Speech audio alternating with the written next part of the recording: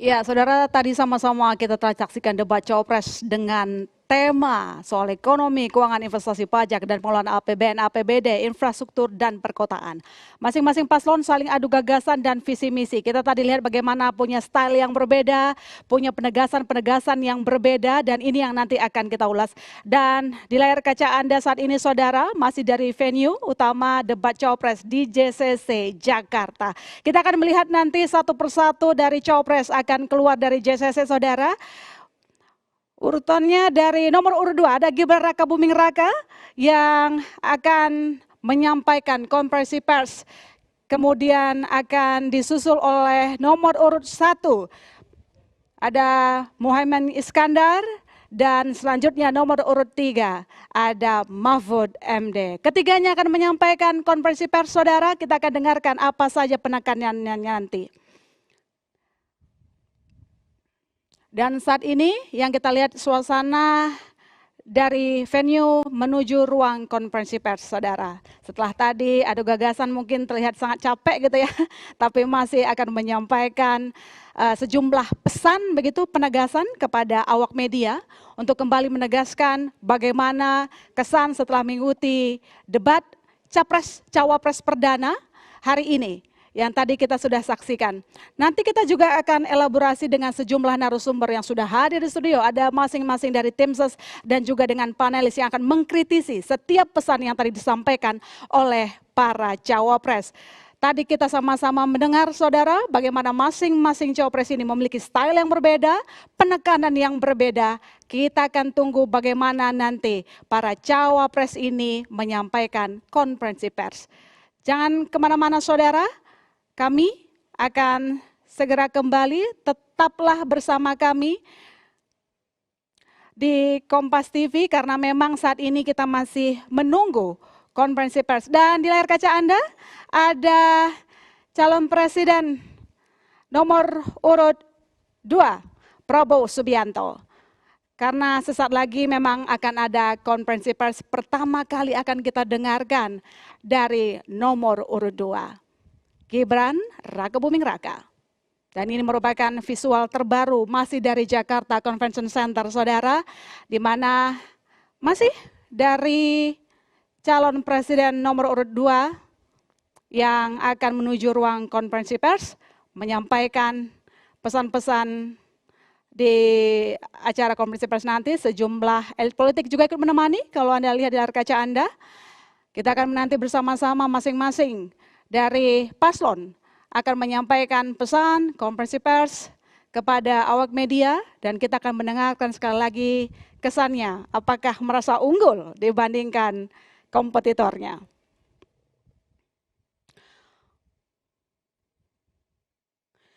Tema debat kita kali ini, saudara, tentang ekonomi kerakyatan dan ekonomi digital. Ada soal keuangan, investasi, pajak, perdagangan, pengelolaan APBN, APBD, infrastruktur, dan perkotaan. Masing-masing kalau kita rangkum tadi, Cawapres memiliki penekanan-penekanan berbeda. Ada yang sedikit ya mirip 11-12, tetapi tetap saja masing-masing dari Cawapres memiliki jualan yang berbeda.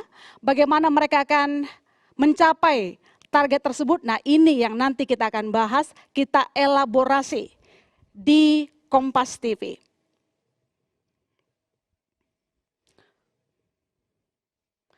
Kita akan menyapa di area venue jurnalis Kompas TV Alfania Rizky. Kita akan mendengarkan laporan langsung dari jurnalis Kompas TV yang sejak awal tadi mendengarkan debat Cawapres di Jakarta Convention Center. Sebelum konferensi pers, tentu saja akan ada pesan inti yang disampaikan oleh jurnalis Kompas TV yang langsung berada di lokasi. Langsung kita sapa Alfania. Apa yang bisa sampaikan dari lokasi ini? Kalau kita lihat bahwa masing-masing paslon akan melakukan konferensi pers, apa yang bisa Anda laporkan langsung dari sana? Silakan.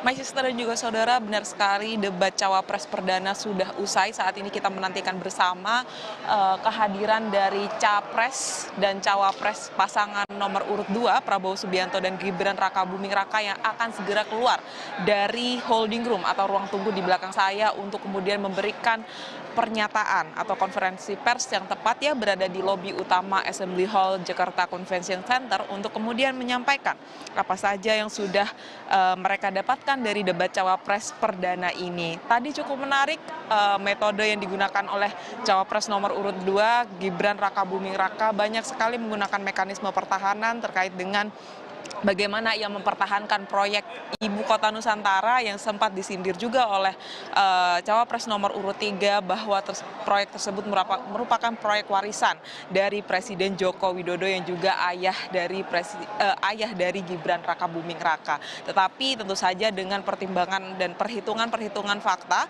yang sudah disampaikan, tentu saja baik dari dari cawapres nomor urut 1, 2, dan 3 memiliki pandangan sendiri, gagasan tersendiri terkait dengan aspek ekonomi. Saat ini di belakang saya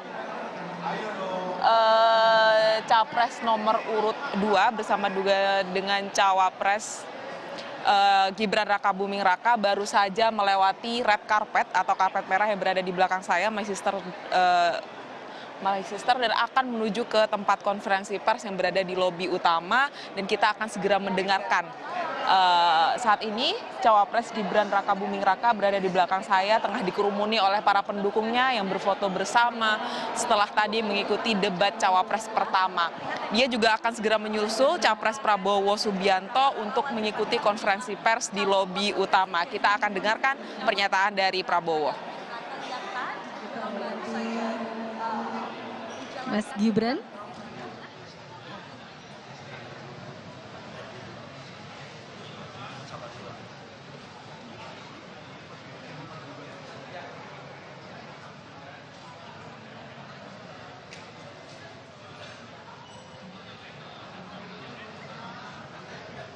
Baik, komplit sudah pasangan nomor 2, Pak Prabowo dan Mas Gibran. Silakan.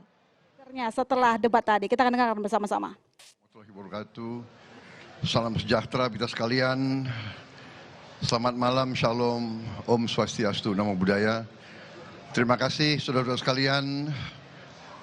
Baru saja kita bersama-sama menghadiri debat Wakil Presiden dalam rangka pemilihan Presiden dan Wakil Presiden tahun 2024. Alhamdulillah berjalan dengan baik, dan saya ingin sampaikan pendapat saya bahwa gagasan-gagasan dari 3 cawapres ya, menurut saya semuanya positif, semuanya mengarah kepada keinginan untuk Indonesia maju, Indonesia sejahtera, rakyat baik. Tapi terus terang saja saya sangat bangga dengan calon wakil presiden saya. Ya, saya sangat bangga. Tadi saya katakan kalau saya seorang guru yang memberi nilai pada saat ujian, saya beri nilai 9,9 kira-kira gitu. Dan menurut saya ini objektif, ini nyata, semua rakyat bisa menilai. Ya, kita serius. Saya mewakili generasi yang saya menamakan generasi jembatan. Kami menganggap diri kami jembatan untuk nanti generasi penerus, generasi muda akan liwat menuju Indonesia emas, Indonesia hebat, Indonesia adil dan makmur. Saya kira itu dari saya. Selamat malam. Selamat Mas Gibran. Mas Gibran.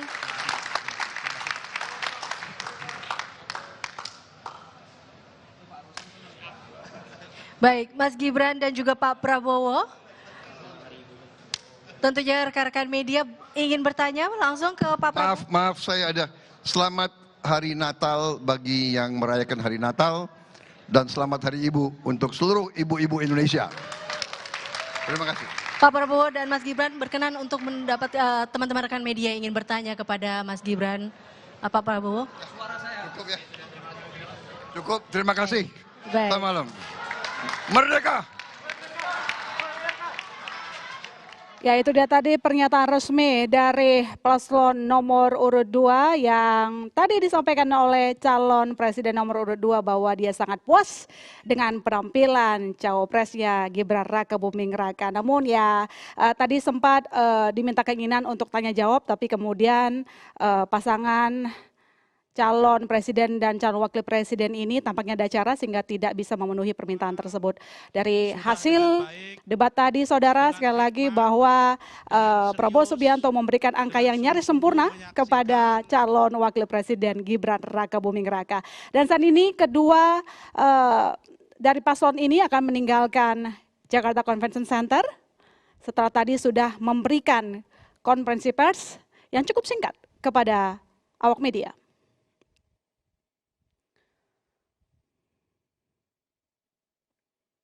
Ya, seperti yang tampak di layar kaca Anda, bahwa saat ini Cawapres nomor urut 2 Gibran Rakabuming Raka akan bersiap-siap meninggalkan Jakarta Convention Center, menyusul calon presiden nomor urut 2 Prabowo Subianto, yang tadi sudah menyampaikan pesan konferensi pers terhadap rekan media.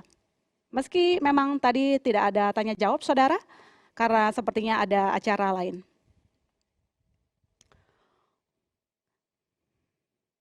Ya, sekali lagi saya ulangi saudara bahwa tadi Prabowo Subianto memberikan nilai yang nyaris sempurna terhadap pasangannya. Prabowo Subianto cukup puas dengan penampilan Gibran Rakabuming Raka yang tadi berdebat melawan Mahfud MD dan juga Muhaimin Iskandar. Ya, selain pasangan calon presiden dan calon wakil presiden nomor urut 2, nanti juga kita akan mendengarkan konferensi pers dari dua pasangan calon lainnya saudara.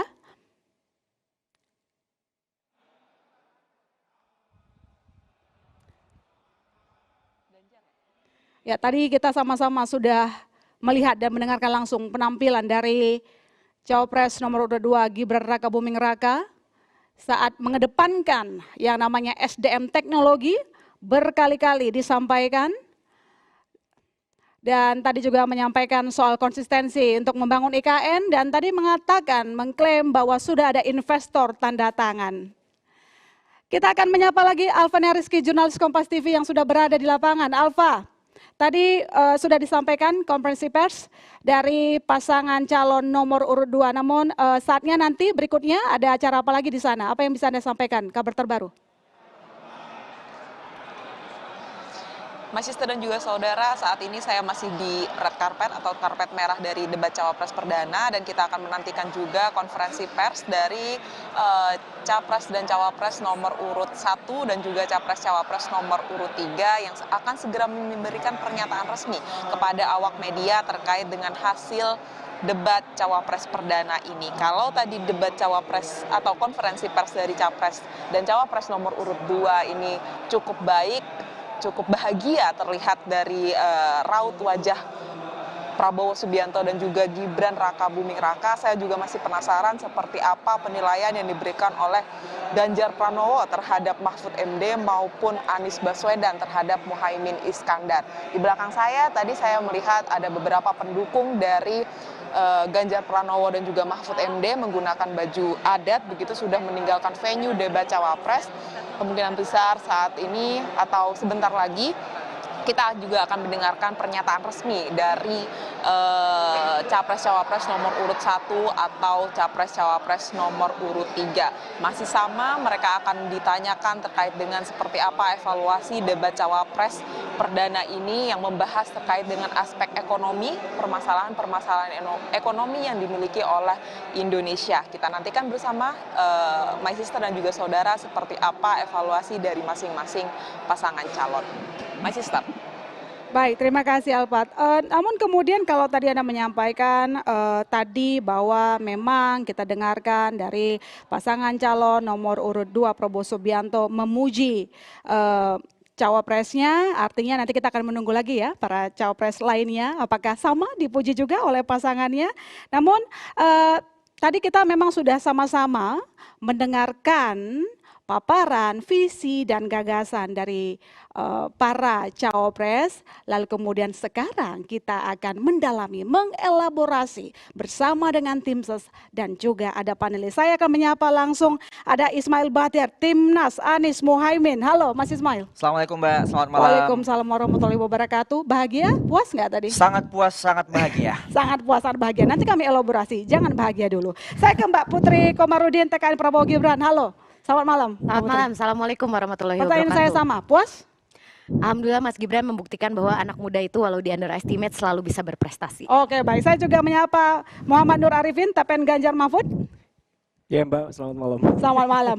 Nah, setelah 3 tim ses yang saya kenalkan, nanti juga akan ada 2 panelis. Tapi sebelumnya kita juga akan ke venue dulu, saudara, ke Jakarta Conference Center untuk melihat hal terkini, apa yang terjadi di sana. Ya, seperti yang Anda lihat di layar kaca Anda, sudah ada Capres dan Cawapres nomor urut 1 yang akan bersiap memberikan konferensi pers. Kita akan lihat apakah Anies Baswedan juga akan memberikan nilai yang memuaskan sama seperti yang diberikan oleh paslon sebelumnya. Di layar kaca Anda merupakan pasangan nomor urut 1, ada Anies Baswedan bersama dengan Muhaimin Iskandar yang akan segera memberikan paparannya kepada awak media. Masih berada di Jakarta Conference Center, kita akan lihat apakah nanti akan menerima pertanyaan dari awak media. Nah, ini akan kita tunggu.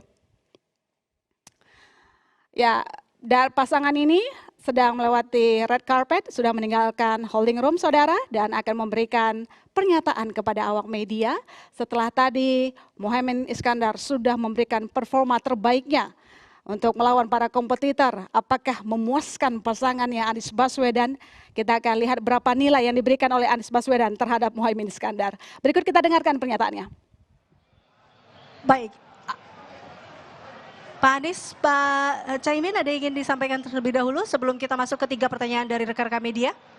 Alhamdulillah, kami bangga sekali dengan apa yang tadi disampaikan oleh Gus Muhaimin, gagasan, rencana terkait dengan bagaimana kita bisa merasakan manfaat dari pertumbuhan ekonomi disampaikan dan tadi semua gagasan-gagasannya terungkapkan, kami bersyukur sekali. Dan insya Allah ini menjadi bahan yang makin meyakinkan bagi kita tentang perlunya perubahan. Monggo, Gus. Ya, karena keterbatasan waktu tentu saja beberapa poin akan terus kita sosialisasikan kepada masyarakat. Bagaimana agar pembangunan yang berkeadilan, pembangunan yang merata, pertumbuhan ekonomi yang bisa dinikmati oleh seluruh rakyat menjadi prioritas. Keadilan untuk semua. Saya kira itu tema yang akan terus kita perjuangkan. Oke. Baik. 3 pertanyaan untuk teman-teman rekan media. Sebelah sana. 1. Mas yang iya itu Mas yang di benar tadi. Oke. Medianya ya Mas, tolong disebutkan dan langsung pertanyaannya. Baik, izin Caimin, saya Ayubi dari apahabar.com. Apahabar.com. Apakabar.com. Ya, baik, pertanyaan saya tertuju dari tadi yang disampaikan oleh Caimin terkait dari statement Caimin yang bicara soal Banjarmasin Kasian.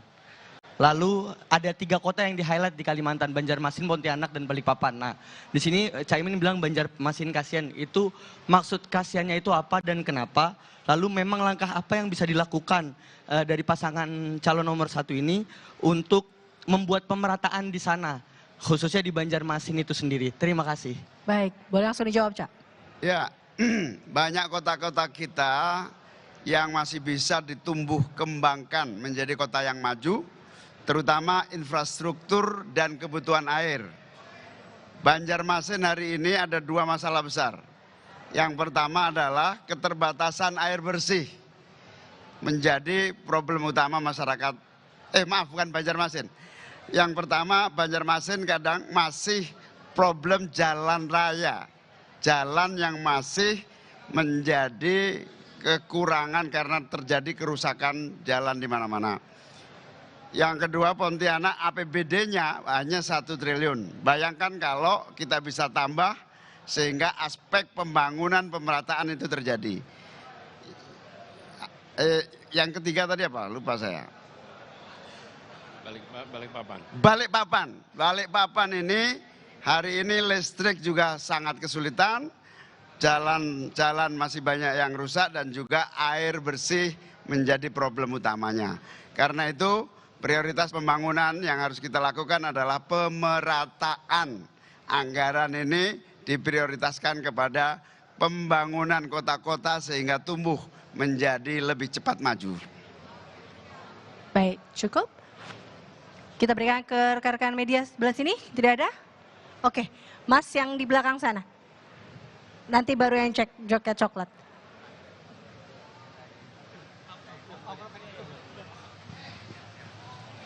Ya, Assalamualaikum warahmatullahi wabarakatuh. Selamat malam, Caimin, Pak Anies. Saya Zulnis dari TVRI News Jakarta. Saya mau bertanya Pak mengenai strategi Mas Gibran yang tadi mengajukan pertanyaan dengan istilah-istilah sulit. Dan terlihat sekali Gus Imin dan juga mungkin Pak Mahfud tadi kesulitan untuk menjawab itu. Bagaimana tanggapan Timnas Anies mengenai strategi tersebut? Terima kasih.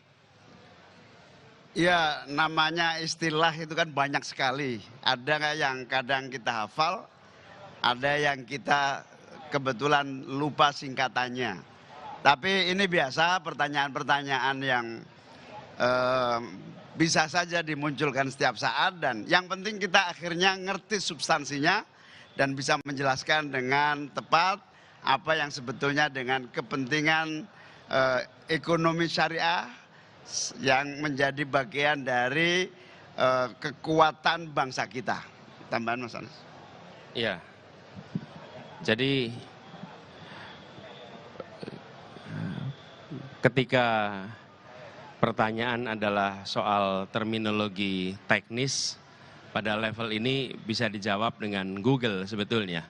Karena yang dibutuhkan di tingkat kepemimpinan nasional adalah hal-hal yang substantif. Dan ini yang sesungguhnya dibawa. Menurut saya sebagai pertanyaan itu sah, tapi juga publik bisa menilai. Kualitas pertanyaannya adalah kualitas pertanyaan aspek technicality, bukan aspek substansi. Padahal makin tinggi posisi, makin berfokus pada substansi. Dan di tingkat kepemimpinan nasional itu pada tingkat substansi. Tapi sebagai pertanyaan tentu sah-sah saja. Dan publik nanti akan menilai apakah memang ini format cerdas cermat untuk hafalan atau ini format tentang ideologi, gagasan, nilai yang kemudian diwujudkan dalam kebijakan. Baik, mohon maaf rekan-rekan media, nampaknya waktu kita terbatas. Terima kasih Pak Anies Baswedan dan Pak Muhaimin Iskandar. Terima kasih. Kita beri kesempatan untuk tim SES ingin menyampaikan sesuatu untuk kepada rekan-rekan media. Cukup, oke, baik. Sekali lagi terima kasih untuk Pak Anies Baswedan dan juga Bapak Muhaimin Iskandar. Ya, barusan kita dengarkan konferensi pers dari paslon nomor urut 1. Di sana ditekankan dari tanya jawab saudara bahwa sekali lagi ada penekanan pemerataan anggaran prioritas kota-kota. Tadi disinggung ada kota Balikpapan yang kurang listrik, Pontianak yang hanya memiliki APBD sekitar 1 triliun rupiah, dan kemudian keterbatasan Banjarmasin Jalan Raya. Yang menarik tadi Capres nomor urut 1 menyinggung pertanyaan dari Cawapres nomor urut 2 yang dinilai terlalu teknis dalam bertanya, jadi tidak substansif katanya. Nah, apakah benar demikian? Nanti dibahas oleh tim SES yang hadir di studio. Dan kita sama-sama sudah mendengar juga bahwa Capres nomor urut 1 Anies Baswedan puas dengan hasil debat yang diberikan oleh pasangannya Cawapres dari Muhaimin Iskandar. Sekarang seperti yang saya sampaikan tadi saudara bahwa apa yang disampaikan oleh Cawapres akan direspon oleh panelis, maka saya akan kenalkan kepada Anda ada Esther Sri Astuti, Program Director Institute for Development of Economics and Finance. Halo Mbak Esther. Halo. Ya, saya juga menyapa Mas Arya Fernandes, Head of Department of Politics and Social Change Center for Strategic and International Studies. Halo Mas, selamat malam. Halo, selamat malam. Saya punya pertanyaan singkat, dijawab singkat saja. Bagaimana performa dari ketiga Cawapres tadi? Siapa yang paling unggul? Saya mungkin dimulai dari Mas Arya. Waduh, pertanyaannya berat nih kayaknya. Baik, saya kira begini. Pertama, saya melihat ada perubahan strategi yang dilakukan masing-masing kandidat ya. Oke. Pertama dari sisi Pak Muhaimin, saya kira tidak seperti yang terjadi ketika Pak Anies berdebat yang lebih banyak menyampaikan kritik ya. Tapi ada perubahan strategi yang lebih banyak memaparkan program-program terutama program-program populis ya, misalnya peningkatan bansos plus ya, Ya, penurunan bansos tadi pajak dibahas bagi masyarakat satu-satunya. miskin ya, dan program-program lainnya.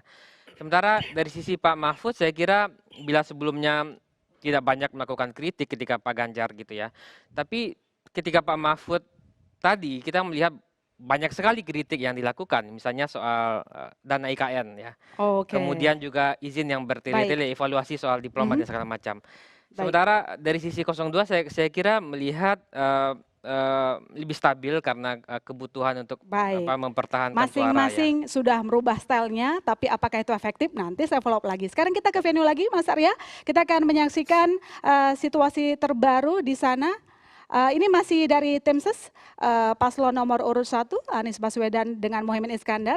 Saya juga tanya lagi ke Mbak Esther lagi deh, kalau begitu Mbak Esther, kalau dari sudut pandang ekonomi, masing-masing kita lihat punya penekanan yang berbeda, program kerjanya. Tapi siapa yang paling unggul, yang paling make sense? Ya, terima kasih Mbak atas pertanyaannya. Ini pertanyaan yang sangat menarik ya. Jadi kalau menurut saya tadi yang pertama adalah Caimin ya. Caimin selalu mengupas tentang pembangunan yang berkeadilan, pemerataan gitu ya. Nah ya kalau Mas Gibran lebih ke generasi emas ya. Dan yang ketiga adalah Pak Mahfud lebih ke investasi yang bersih gitu kan. Nah sebenarnya dari 3 gagasan ini sebenarnya bagus semua. Tapi kalau kita lihat realistis apa tidak, data menunjukkan bahwa yang namanya Tahan dulu Mbak Esther, nanti kita ke venue dulu, nanti Mbak Esther yang akan, nah ini dia paslon nomor urut 3, ada Ganjar Pranowo dan juga Mahfud MD yang keluar dari holding room, saudara akan menyampaikan konferensi pers terhadap rekan-rekan media.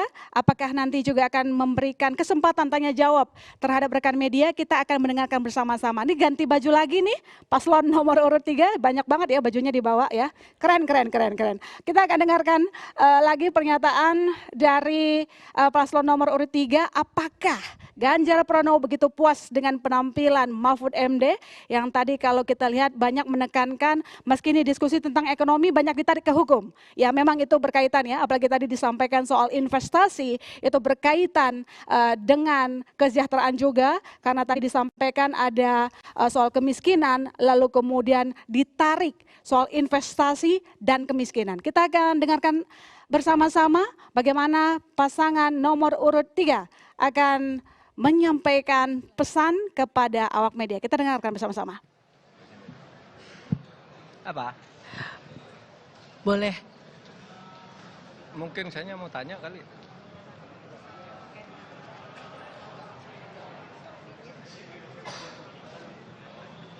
Ya langsung aja ya?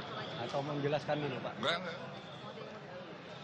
Baik rekan media, langsung saja siapa yang ingin bertanya dari tengah, silakan Mbak. Cukup? Pak belum Pak, saya belum nanya ini Pak. Pak. Baik. Pak Ganjar, Pak Mahfud selamat malam. Mungkin nggak kelihatan soalnya saya di belakang kamera yang di depan Bapak. Perkenalkan saya Gi dari era.id. Izin bertanya, tadi di segmen terakhir Pak Mahfud sempat menyinggung soal pertanyaan Mas Gibran terkait carbon storage itu yang disebut bahwa itu adalah tema debat keempat. Apakah ini akan menjadi catatan untuk KPU dari Pak Mahfud sendiri untuk ke depannya mungkin jangan sampai ada pertanyaan di luar dari tema. Dan yang satu lagi, kok tiba-tiba bajunya berubah Pak, pakai baju warna pink. Itu alasannya apa ya Pak? Terima kasih. Boleh langsung dijawab Pak. Iya, soal carbon capture itu memang kita udah membuat catatan agak luas, tapi nanti pada tanggal 21. Jadi ditanyakan tadi tidak relevan, oleh sebab itu nanti kalau pertanyaan itu dibalikkan pada debat keempat nanti bisa kewalahan juga dia. Tadi saya tetap ikut aturan, termasuk tidak boleh meninggalkan podium, itu kan aturan. Kalau saya mau, bisa sambil nari-nari di depan. Tapi oke lah, itu kalau KPU kan ya begitu-gitu, yang tidak bertindak juga, tidak apa-apa. Cuma itu. Apa lagi? Kenapa tadi ganti baju Pak? Ada apa di balik baju? Kalau ganti baju Pak Ganjar yang jelaskan. Kenapa ganti baju nih? Ada warna pink dan ungu nih. Iya, ini Hari Ibu dan kita merayakan dengan dua warna yang biasanya dipakai ibu-ibu. Ada ungu dan pink. Karena kami hari ini mengatakan I love you Ibu. Gitu. I love you Ibu. Oke, terakhir teman-teman media. Baik, dari sebelah situ, silakan Mas. Ya, boleh maju Mas.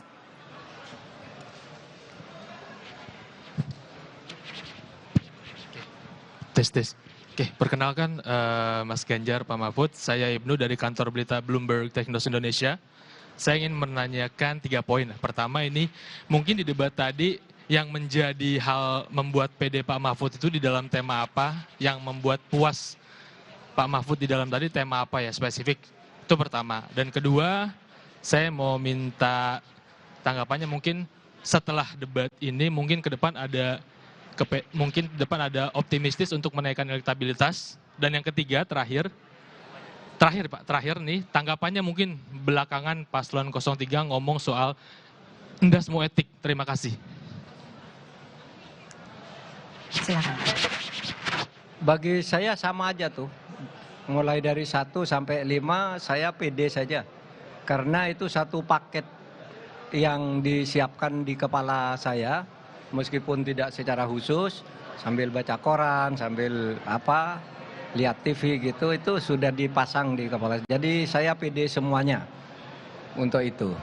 Tapi yang paling saya senang itu adalah segmen terakhir kelima, karena saya konkret menyampaikannya yang akan kita lakukan untuk mencapai 7% pertumbuhan. Itu lebih konkret, ada 21 agenda, dan itu adalah janji terbuka. Sehingga nanti harus diusahakan untuk dilaksanakan, kalau jadi. Dan kalau tidak bisa dilaksanakan karena apa, rakyat tahu alasannya. Oh ini kesulitannya ini, dan seterusnya. Itu aja. Kalau soal apa tadi? Etik politik. Akhir-akhir ini Paslon 3 sering bicara.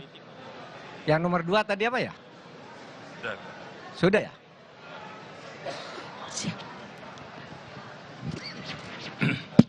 Tadi baru 1 berarti ya? Ya tadi Mas, tanggapannya yang soal ini, PD bakal menaikkan elektabilitas nggak dari debat ini? Sama tadi satu lagi terakhir yang tanggapan soal pasangan Paslon 2, tanggapannya soal endasmu etik itu. Terima kasih. Oh gitu. Kalau menaikkan elektabilitas itu ya sudah optimisme kami, bahkan sudah merupakan keyakinan. Elektabilitas ini akan terus bergerak dari yang ada, karena survei itu setiap hari bisa berubah. Dan itu tergantung pada perkembangan situasi sampai pada hari terakhir. Soal istilah endasmu etik itu tidak ada di tempat kami, jadi saya tidak tahu. Baik, Pak Ganjar, ingin menambahkan? Apa cukup? Cukup, baik. Cukup teman-teman media. Baik, terima kasih Pak Ganjar dan juga Pak Mahfud MD. Terima kasih. Kami beri kesempatan untuk tim ses. Ya, itu dia tadi pernyataan dari paslon nomor urut 3 Ganjar Pranowo bersama dengan Mahfud MD. Kalau saya ingatkan lagi kepada Anda saudara bahwa tadi ada kritikan yang disampaikan oleh Mahfud MD terhadap Cawapres nomor urut 2 yang ternyata dianggap keluar dari tema. Salah satunya terkait dengan tema carbon capture and storage yang harusnya tidak dibahas dalam sesi ini. Lalu kita akan lihat bersama-sama masih dari Jakarta Convention Center. Dan yang jelas saudara tadi disampaikan bahwa kritikan itu tidak hanya disampaikan kepada paslon nomor urut 2, tapi juga disampaikan kepada KPU yang dianggap tidak melakukan apapun ketika Gibran Raka Buming Raka melakukan manuver-manuver tertentu di atas panggung, meninggalkan panggung, lalu kemudian juga tadi mengangkat tema-tema yang tidak sesuai dengan kesepakatan, salah satunya merupakan carbon capture and storage. Ya, tadi kita sudah mendengarkan bersama-sama konferensi pers yang disampaikan oleh 3 pasangan calon saudara, paslon nomor urut 1, paslon nomor urut 2, dan paslon nomor urut 3. Pertanyaan berikutnya, siapa yang paling unggul menurut panelis dan apakah tim ses yakin mereka dapat menaikkan elektabilitas? Jangan kemana-mana, kami masih segera kembali.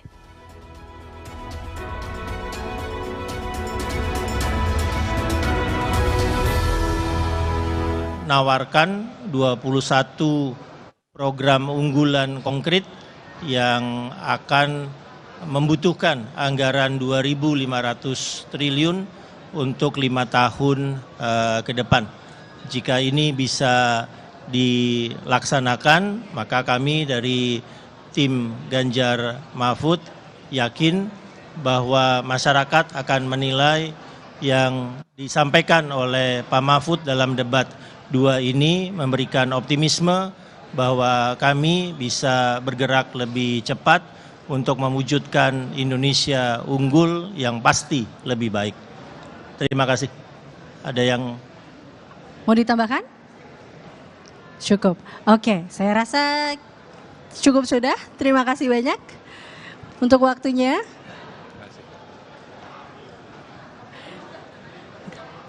Baik, rekan-rekan media, demikian press conference kita untuk ketiga paslon, Capres dan Cawapres. Terima kasih. KPU nggak jadi ya?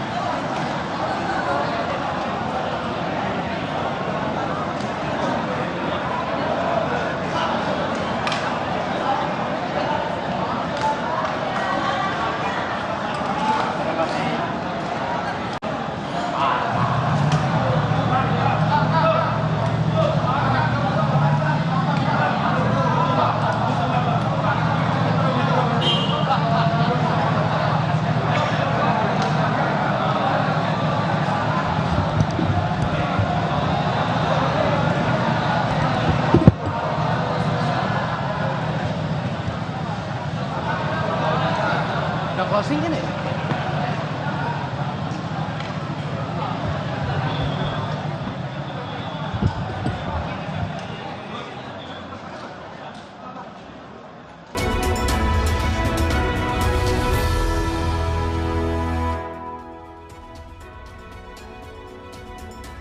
Saudara, Cawapres nomor urut 3 Mahfud MD menyanggah pernyataan Gibran soal pendanaan IKN yang hanya gunakan 20% APBN.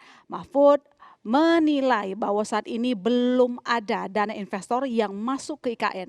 Bahkan Mahfud menyinggung adanya pihak teruntung yang telah menguasai ratusan ribu hektar oleh pihak tertentu.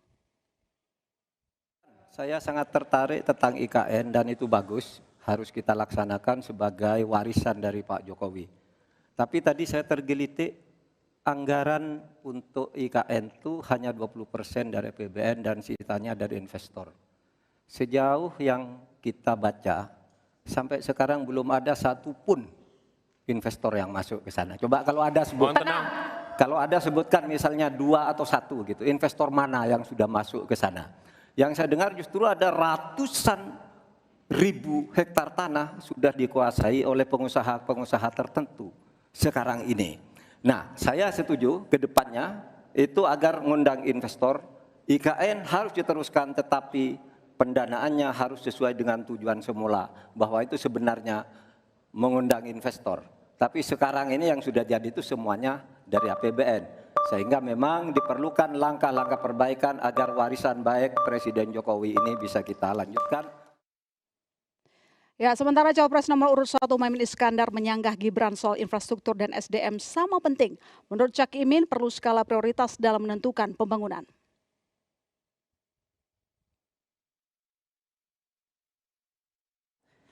Seluruh proyek-proyek besar yang ambisius, ini IKN sebagai salah satu contoh saja, itu kalau hanya mengandalkan APBN hampir 500 triliun. Padahal 1% saja dari 400 sekian triliun itu untuk bangun jalan seluruh Kalimantan beres, membangun seluruh kota-kota di Kalimantan beres. Dan yang paling penting infrastruktur yang untuk SDM 3% aja dari seluruh anggaran IKN itu bisa membangun sekolah dengan baik di seluruh Kalimantan. Itu contoh kemampuan mengambil skala prioritas. Oleh karena itu skala prioritas sangat penting.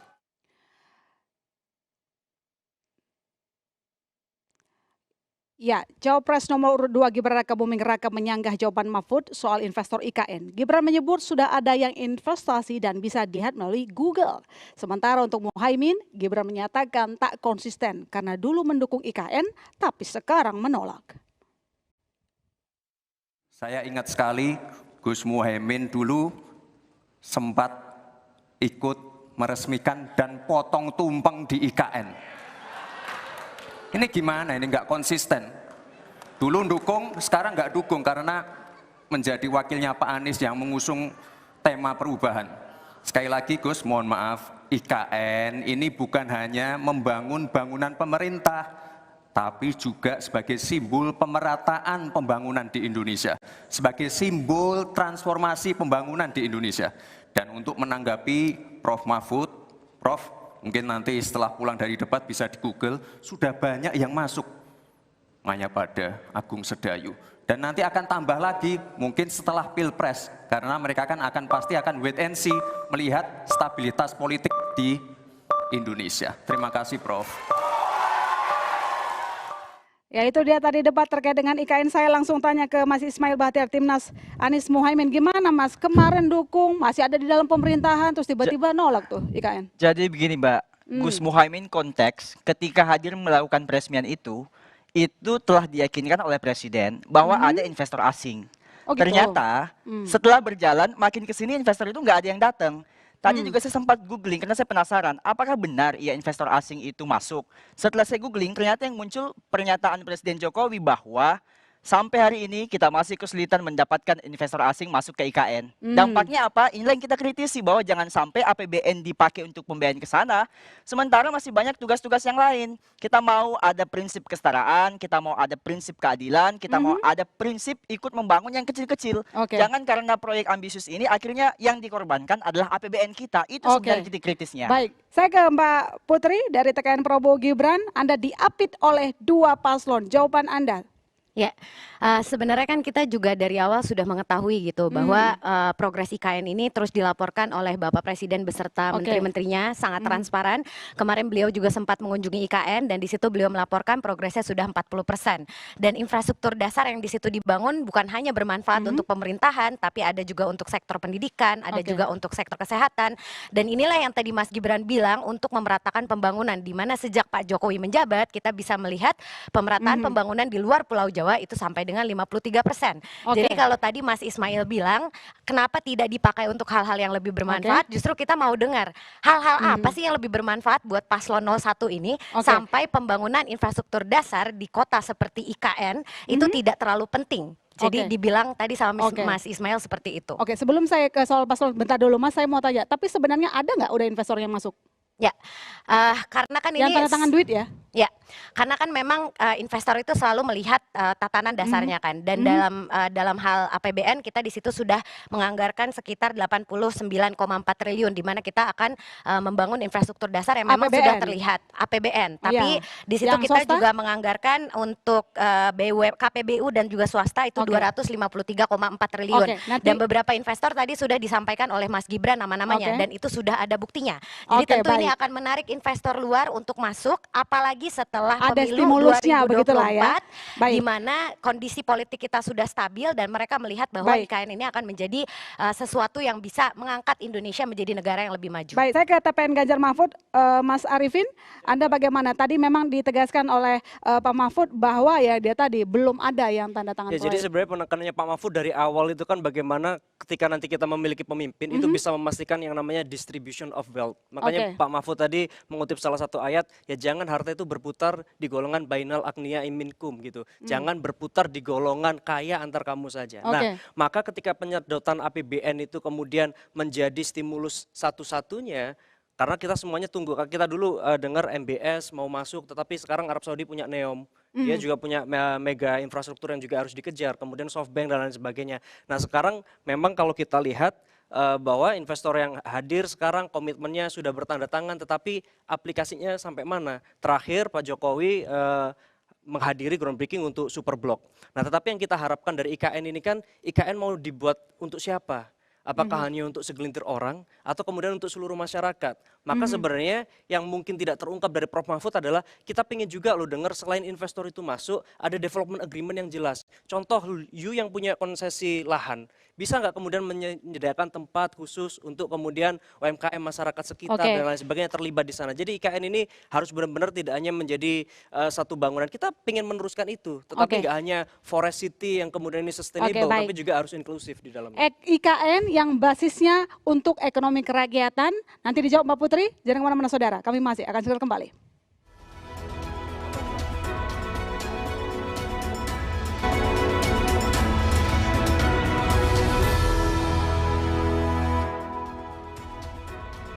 Anda kembali menyaksikan Pasca Debat bersama saya Masih Setarigan. Saya langsung ke Timnas Anies Mohaimin. Mas Ismail tadi mau jawab, tadi dipertanyakan oleh Mbak Putri, Timnas nomor 2 yang mengatakan bahwa sebenarnya apa prioritas Anda? Kalau nggak bangun IKN, kan pertanyaan Mbak Putri, kalau nggak bangun IKN lalu mau bikin apa? Iya. Kita harus tahu dulu, bangsa kita ini masih banyak persoalan. Ada banyak guru-guru honorer kita yang belum terangkat jadi P3K, jumlahnya 700.000. Dari anggaran IKN itu bisa menyelesaikan ini. Masih banyak kader-kader posyandu, kader-kader kesehatan yang hari ini hanya dibayar 100.000 loh Mbak per bulan. Dengan dana 400 triliun ini bisa diselesaikan. Masih banyak jalan-jalan kampung kita, jalan-jalan kabupaten kita yang belum tuntas. Inilah yang kemudian kita tawarkan bahwa sebenarnya 400 triliun itu sangat bisa buat banyak hal. Termasuk diantaranya, tadi mungkin sempat disinggung oleh Gus Muhaimin. Bagaimana kemudian kita lakukan pemerataan, prinsip keadilan, prinsip kesetaraan, maka yang harus dibangun adalah kota-kota lain. Termasuk kota-kota yang ada di berbagai Indonesia. Puluhan kota tadi. Yang disebutkan Gus Muhaimin 40 kota. Tapi menurut saya sebenarnya kalau anggaran 400 triliun ini ada, lebih dari 40 kota kita bisa bangun. Oh bisa? Harusnya bisa. Mbak Putri silakan dijawab. Kenapa bisa ada anggaran 20% dari APBN khusus untuk bangun satu kota IKN? Sementara kalau kata dari pasangan calon satu, itu bisa loh 40 kota katanya. Lebih bisa gitu. Oh bisa, oke. Yang justru saya bingung kan tadi pertanyaannya kenapa bisa satu kota, maksudnya kenapa satu kota itu perlu dibangun gitu. Tapi dia mau bangun 40 kota dengan anggaran yang sekian gitu, tanpa memberitahukan prioritasnya di mana. Karena kita juga di TKN kan punya visi misi yang jelas gitu terkait dengan pembangunan infrastruktur di tempat-tempat lain selain IKN tentunya untuk digitalisasi ekonomi. Kita juga mau mengindustrialisasi sektor pertanian dan juga perkebunan supaya nanti ekonomi kerakyatannya bisa dibangun secara holistik. Tapi kan kita lihat kalau di sini IKN itu adalah produk hukum yang sudah ada undang-undangnya dan mengikat. Dan seingat saya Timnas Amin ini hanya PKS yang konsisten menolak tentang IKN. Nasdem dan PKB itu sama-sama menandatangani, P3 dan juga PDIP juga sama-sama menandatangani undang-undang IKN. Jadi pertanyaannya di sini adalah apakah nanti ketika Timnas Amin menang, apakah akan mengajukan supaya revisi undang-undang ini berjalan? Dan yang kedua, apakah anggaran yang sudah dialokasikan dari APBN untuk membangun infrastruktur IKN ini nanti akan terbuang sia-sia kalau nanti undang-undangnya ditarik balik oleh Timnas Amin kalau menjadi presiden dan wakil presiden? Kan berarti ada pembuangan undang-undang, pembuangan anggaran. Akan melakukan itu Mas? Boleh langsung jawab nggak? Ya, boleh dong. Langsung singkat tapi saya mau ke Mas Arifin. Pertama, saya ingin sampaikan Mbak Put, bahwa IKN itu prinsipnya kan memindahkan persoalan yang ada di Jakarta. Jadi ini bukan membangun IKN itu kan sebenarnya latar belakangnya adalah memindahkan persoalan kemacetan, persoalan yang lain-lain ke Kalimantan. Nah, kemudian apa yang akan kita lakukan ketika memimpin mandatnya diberikan kepada kami di 2024, kami tidak menyetop ini. Yang kami lakukan adalah menjadikan ini sebagai prioritas nomor sekian karena masih banyak prioritas yang lain. Berubah begitu. Ya, itu tadi baik, yang disampaikan. Saya ke Mas Arifin, jawabannya Anda gimana sih sikapnya sebenarnya? Satu, gini, kita harus melihat IKN juga bisa jadi strategi. Kan kita selalu ngomong bahwa Pak Ganjar juga ke sana. IKN ini harus jadi strategi bagaimana kita menarik direct investment. Karena kalau kita lihat ICOR kita angkanya dinilai 7. Orang sekarang lebih nyaman untuk kemudian spending di pasar modal. Pasar modal kita market cap-nya total mungkin sekitar 7.000 triliun.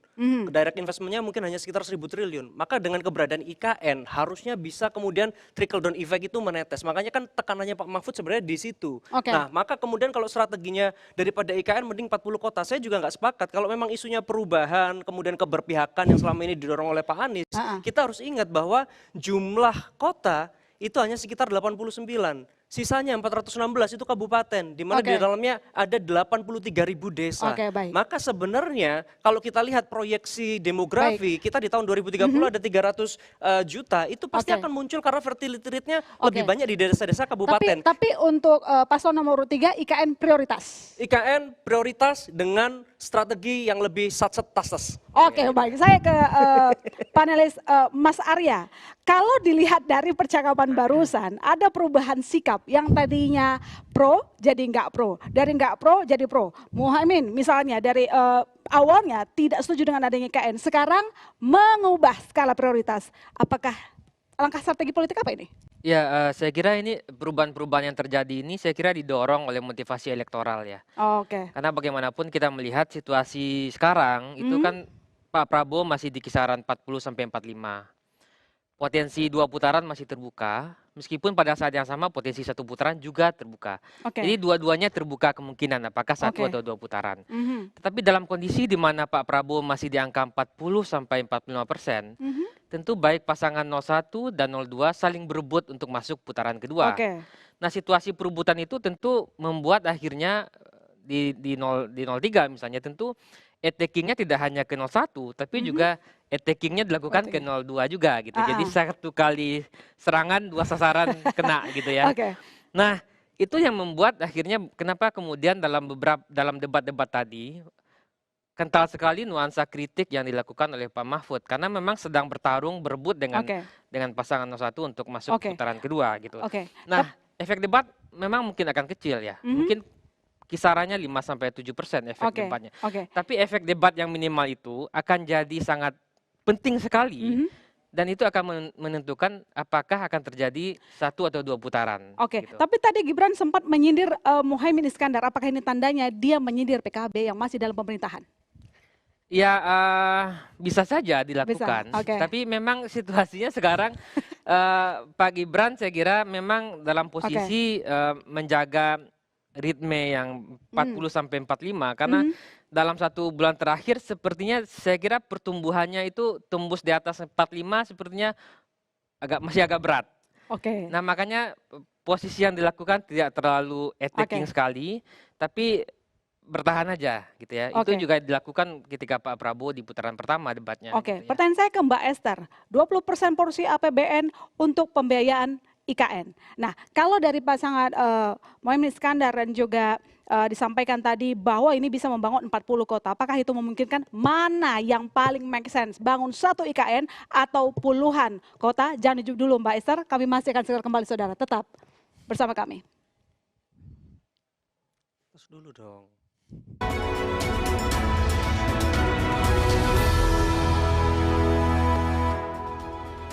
Anda kembali di Kompas TV, Saudara. Calon Wakil Presiden nomor urut 3 Mahfud MD mengaku kaget atas pernyataan Cawapres nomor urut 1 Muhaimin Iskandar yang ingin membangun 40 kota selevel Jakarta. Mahfud pun mempertanyakan tentang pembiayaan terkait hal itu.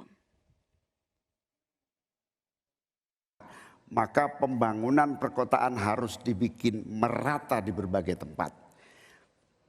Kami memiliki satu tekad bahwa di dalam pemerintahan yang akan datang minimal harus dibangun 40 kota baru yang selevel dengan Jakarta. Dengan kemampuan menampung jumlah penduduk, memberikan sarana dan prasarana yang memadai, sekaligus kemampuan untuk terjaganya lingkungan yang memungkinkan untuk sehat. Saya agak kaget juga mau membangun 40 kota selevel Jakarta. Ya, apa itu bisa dilaksanakan 5 tahun Bapak menjadi presiden dan wakil presiden? Berapa kota dalam 5 tahun? Ini IKN aja sudah puluhan tahun baru dilaksanakan. Itu pun yang investasi baru dalam bentuk janji. Belum ada yang melaksanakan. Nah gitu kan. Lalu saudara 40. Luar biasa menurut saya. 40 kota selevel Jakarta yang sudah metropolitan seperti itu. Lalu juga pembiayaannya menurut Pak Muhaimin. Kalau nanti kita membentuk 40 kota itu, pembiayaannya itu APBN, APBD, atau perlukah lembaga khusus seperti tadi ditanyakan oleh panelis melalui moderator. Jadi apa yang saya sampaikan selevel Jakarta itu target utama. Tetapi yang lebih penting dari itu adalah infrastruktur yang dibutuhkan, dipersiapkan dari potensi yang sudah ada. Ya, saya langsung ke Mbak Esther. Mbak Esther, ada perdebatan soal 40 kota baru. Kalau kata Mahfud mengatakan bahwa satu weekend aja nggak kelar, ini 40 kota. Dari 20% APBN mana yang lebih realistis kita implementasikan? Ya, terima kasih Mbak. Ini sangat menarik ya, karena Caimin ini terlihat tidak konsisten gitu ya. Sorry ya Mas, karena lanjut. ya kenapa gitu? Beliau tidak mendukung IKN gitu ya, tetapi akan membangun 40 kota. Padahal kita tahu bahwa yang namanya tingkat kemiskinan itu lebih besar di desa daripada kota. Nah, kenapa kota lebih diprioritaskan? Itu yang pertama. Yang kedua, lebih baik menjadikan desa dari status yang sangat tertinggal ke tertinggal, kemudian sampai dengan berkembang, maju, dan mandiri. Dan yang ketiga, menurut saya, yang namanya pembangunan suatu kota, tadi kan Caimin mengatakan bahwa ada pemerataan ya, pemerataan pembangunan yang berkeadilan. Ya, desa sudah tertinggal dan desa menjadi backbone ya. Dari pandemi sudah membuktikan ya, pandemi COVID sudah membuktikan ketika mereka menganggur di kota, mereka balik ke desa. Jadi lebih baik membangun desa daripada kota gitu ya.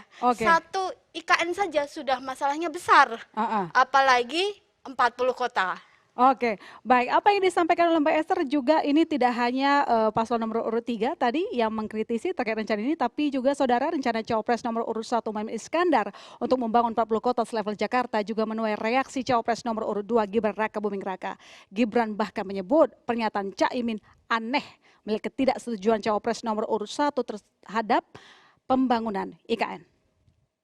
Di dalam pemerintahan yang akan datang minimal harus dibangun 40 kota baru yang selevel dengan Jakarta. Sementara fiskal yang dibutuhkan, kita harus pandai-pandai mengambil prioritas. Sekali lagi, kita bukan setuju atau tidak setuju IKN. Yang paling penting adalah prioritas kepemerataan dan keadilan agar terbangun kota-kota sehingga sarana air bersihnya terwujud.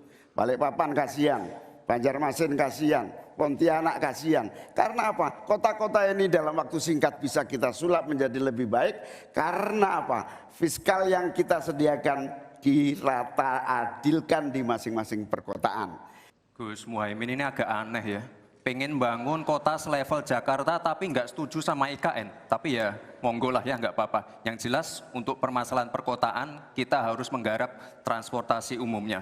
Kita pastikan transportasi umum ini aman, nyaman, terutama bagi kaum disabilitas, lansia, dan anak-anak.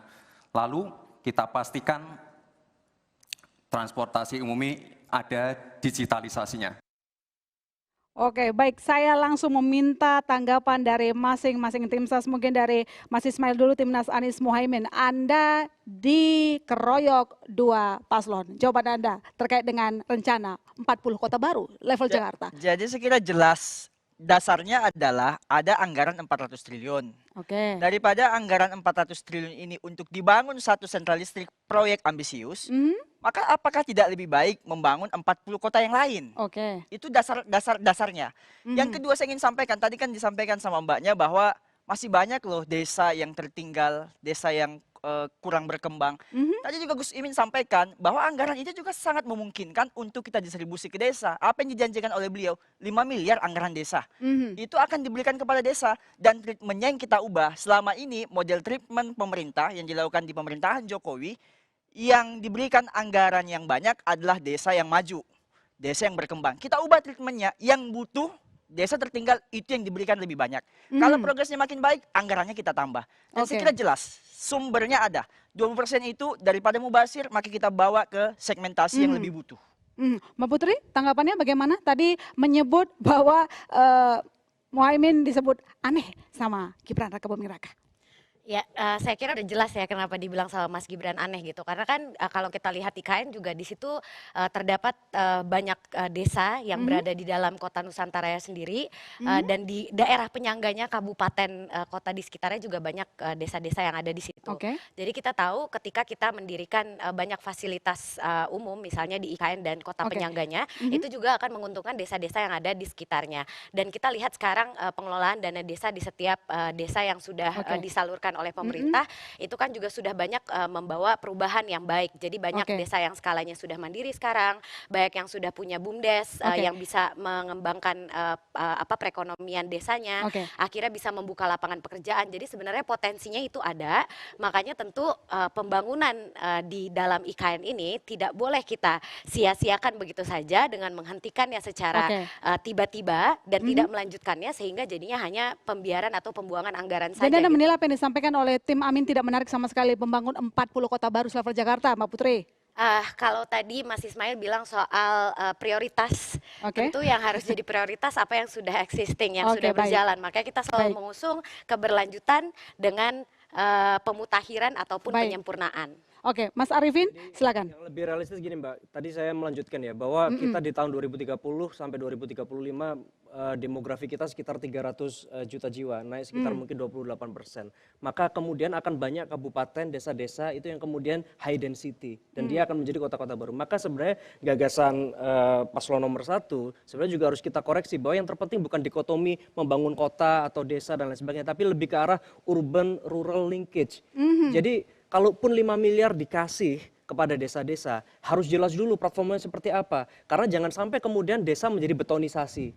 Kemudian ada alih fungsi lahan. Padahal kita juga dituntut target bahwa di tahun 2060 kita harus net zero carbon, net zero emission gitu. Maka bagaimana land use itu juga harus diatur. Maka sebenarnya kalau sudah bisa urban rural linkage, maka bagaimana desa tetap menjadi buffer untuk kemudian menyiapkan hal-hal yang terkait dengan bagaimana penjagaan ekosistem, ekologi, tetapi juga ekonominya, ketahanan pangan dan lain sebagainya. Bagaimana kemudian kota juga bisa dekat dengan desa-desa itu sehingga orang desa pun juga punya lifestyle yang juga cukup dan lain sebagainya. Maka sebenarnya strateginya diarahkan ke sana. Makanya tadi semua paslon nggak ada yang ngomongin masalah perempuan. Prof Mahfud ngomong ada program perempuan maju dan sebagainya. Karena itu juga kalau kita sentuh perempuan 400 triliun itu akan masuk ke dalam ekonomi kita dan itu bisa mengembangkan desa dan kota kemudian disinergikan. Jadi kalau kami strateginya adalah bagaimana sebenarnya urban dan rural linkage ini kemudian bisa terimplementasi. Paralel semuanya. Baik, saya ke Mas Arya. Mas Arya, ada membangun 40 kota dalam 5 tahun kata Mohaimin Iskandar. Ini janji realistis atau khas politisi ngawang-ngawang? Ya, sebagai satu cara untuk mempengaruhi pemilih tentu itu sesuatu yang menarik ya. Karena orang akan bayangkan dalam 10-15 tahun ke depan ada banyak kota-kota baru yang tumbuh dan orang membayangkan itu sama seperti Jakarta.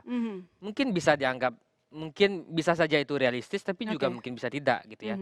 Tapi persoalan kita ke depan menurut saya adalah di isu perkotaan tadi, pertanyaannya sebenarnya cukup baik. Bagaimana panelis menghadapi situasi perkotaan ke depan di mana sebagian besar orang akan tinggal di perkotaan, ya, di daerah-daerah ya, urbanisasi akan terjadi 70% dan masalah-masalah perkotaan itu akan menjadi kompleks. Tapi yang tidak banyak diungkap dalam debat tadi adalah bagaimana para kandidat menghandle isu-isu ekologis tadi.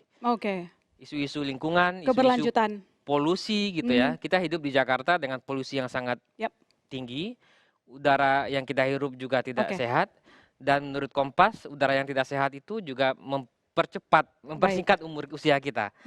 Nah, itu yang tidak banyak diungkap dalam debat tadi. Dan kita berharap ke depan mudah-mudahan dalam debat yang keempat, isu lingkungan lebih banyak juga fokus pada isu-isu perkotaan. Oke, nanti kita nantikan apa konsen itu. Saya ke Mbak Esther. Mbak Esther, kalau kita ngomongin soal fiskal, ini kan lagi-lagi kan yang kita perdebatkan uangnya dari mana. Semua pengen membangun tapi uang kita terbatas. APBN kita bahkan untuk bayar utang negara saja Mbak Esther, ratusan triliun rupiah per tahun, bayar utang pokok sama bunganya. Nah, bagaimana supaya ini realistis begitu? Mana lebih realistis agar APBN kita tetap sehat, utangnya nggak numpuk, dan bisa menarik investasi ke Indonesia? Ya, terima kasih Mbak. Pertanyaannya sangat challenging ya. Jadi kalau menurut saya APBN kita ini ruang fiskalnya sudah sempit ya. Kenapa? Karena hampir 40% utang terhadap PDB itu sudah hampir 40%. Iya. Ya kan? Plus bunga. Jadi kalau artinya anggaran itu lebih banyak untuk membayar utang ya, cicilan utang dan bunga. Nah, bagaimana bisa membangun ya, apalagi ada proyek mercusuar ya kalau menurut saya, ya kan? IKN ini ya menurut saya bukan prioritas gitu. Oke. Coba sekarang lihat negara-negara yang sekarang maju ya, apakah ada pindah ibu kota, ya kan? Itu yang pertama faktanya. Yang kedua, kalau kita bicara IKN memindahkan ibu kota tidak seperti pindah rumah atau pindah kos gitu kan. Jadi ada banyak masalah, tidak sekedar membangun. Yang ketiga, kalau kita lihat ya teori ekonomi menyatakan bahwa yang namanya pertumbuhan ekonomi itu didrive oleh pertama adalah human capital, yang kedua adalah capital, yang ketiga adalah teknologi. Nah, tadi sebenarnya dari Mas Gibran tadi ada ketidakkonsistenan juga gitu ya. Yang mana tuh? Yang pertama, selalu ngomong Indonesia besar, Indonesia emas dan generasi emas. Oke. Tetapi prioritasnya adalah IKN. Kalau pengen menciptakan generasi emas untuk mencapai Indonesia emas, harusnya membangun sumber daya manusia itu adalah yang dilakukan pertama, bukan IKN. Gitu Mbak. Tapi kalau dibandingkan IKN, mending 40 kota atau gimana? Nah, itu lebih nggak make sense lagi. Oke, itu lebih tidak concern lagi. Baik, nanti kita akan lanjutkan lagi diskusi saya dengan panelis dan juga para tim. Saudara, sejumlah data dipaparkan dalam debat Cawapres malam ini, saudara. Bagaimana faktanya? Rekan saya Niti Anissa akan membahasnya usai jeda bersama tim Cek Fakta dari Kompas.com. Niti ya. Ya Ilona, seru sekali ya mendengar Anda pertanyaan-pertanyaan panelis membahas, kemudian tim ses juga masing-masing adu data. Yang jelas semua boleh bilang sayang, mau bangun negara, tapi fakta yang akan bicara. Usai jeda, kita akan kembali untuk membahas apa yang benar dan apa yang sepenuhnya tidak benar, hanya di Kompas TV. Kita akan kembali sesaat lagi.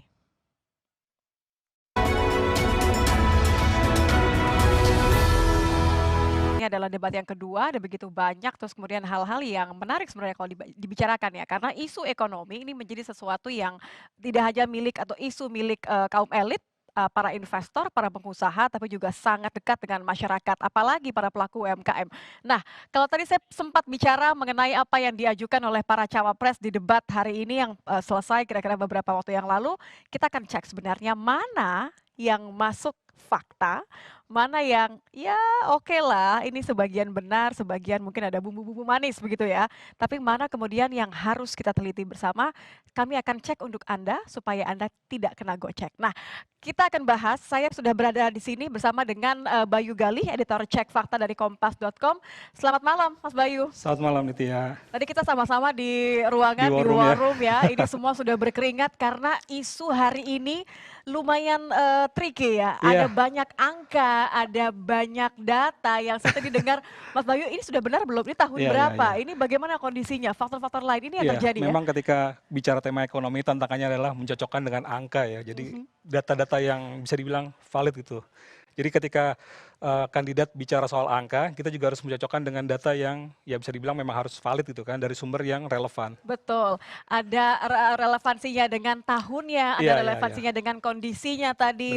Ada beberapa yang kemarin kita tadi sudah putuskan akan diambil untuk dicek faktanya masing-masing dari pernyataan cawapres nomor urut 1, nomor urut 2, dan juga nomor urut 3. Ini sesuatu yang sangat menarik untuk dibahas karena ketiganya menampilkan gaya yang berbeda dan juga mengangkat isu yang sebenarnya ini lumayan menunjukkan isu yang menjadi perhatian bagi mereka ya. Kalau kita lihat tadi maksud kami Muhammad Iskandar ini banyak menggunakan kata-kata mengenai angka pengangguran begitu ya. Sementara kalau Gibran ini yang tadi kita lumayan ini ya. Yang mana yang akan kita angkat dari pernyataan Gibran ya Mas Bayu ya? Ada beberapa kayak keberlanjutan kan melanjutkan keberlanjutan pemerintahan yang sekarang juga nanti ya. Kemudian juga ketika kita bicara Mahfud MD, yang disoroti faktor sektor-sektor hukum juga nanti. Yang menjadi kekuatannya seorang Mahfud MD sebagai Menko Polhukam ya. Ini sangat menarik Mas Bayu, tapi kita juga akan melihat bagaimana sebenarnya atau mana pernyataan mana yang akan kita ambil kemudian tadi tim di War Room dari Kompas.com tim cek fakta sudah melakukan dirinya, due diligence-nya untuk mengetahui apakah pernyataannya dari cawapres nomor urut 1, 2, dan 3 yang disampaikan dalam debat ini apakah benar atau tidak. Kita akan mulai dari pernyataan cawapres nomor urut 1, Muhaimin Iskandar atau Caimin, yang menyebut bahwa angka pengangguran Indonesia mencapai 8 juta orang. Mas Bayu jangan senyum terlebih dahulu ya, karena ada banyak hal yang bisa dikulik dari hal ini sebenarnya. Sementara orang-orang atau pekerja yang bekerja di sektor informal ini mencapai 80 juta orang. Barusan adalah pernyataan yang disampaikan dalam debat oleh Muhaimin Iskandar. Kita akan dengarkan terlebih dahulu. Nah, padahal rakyat sudah kerja. Ini harus kita selepet.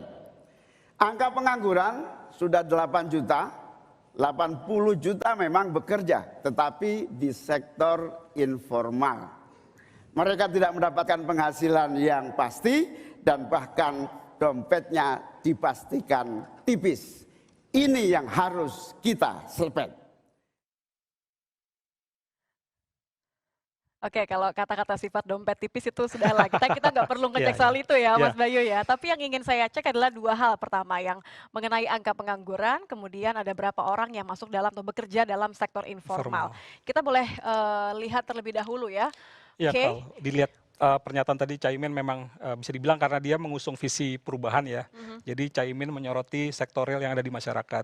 Makanya yang diangkat kayak semacam apa? Pengangguran, terus sektor informal, dan lagi kata-katanya kan dompetnya tipis dan segala macam. Juga ya sebelumnya juga pernah diucapkan Caimin ketika di Bekasi. Tapi kita lihat faktanya seperti apa. Ya, kita akan lihat ya faktanya dari pernyataan seorang cawapres Muhaimin Iskandar. Memang ketika bicara pengangguran, Caimin benar ketika dibilang angka pengangguran 8 juta, tapi itu data 2022. Ketika 2023 sudah menurun hingga 7,8 jutaan. Memang kalau di pernyataan, sorry aku potong ya, kalau di pernyataannya tidak disebutkan ya, ini tahunnya tahun berapa gitu sebenarnya. Tapi yang menarik lagi ketika sektor informal, datanya masih sesuai. Ketika Caimin bilang 80 juta, memang sesuai data BPS 82,67 juta orang. Ya, give or take atau oke lah ya, sekitar 59% lah ya. Oke, jadi sebenarnya kalau dari dua hal yang kita cek faktanya oleh tim kompas.com, yang pertama adalah dari data BPS soal pekerja sektor informal, ini masih oke lah ya. Masih karena sesuai dengan data BPS ya. 80, walaupun ini 82,67 juta, oke lah ini rata-rata. Namun tadi ada 59,11% pekerja informal, ini artinya.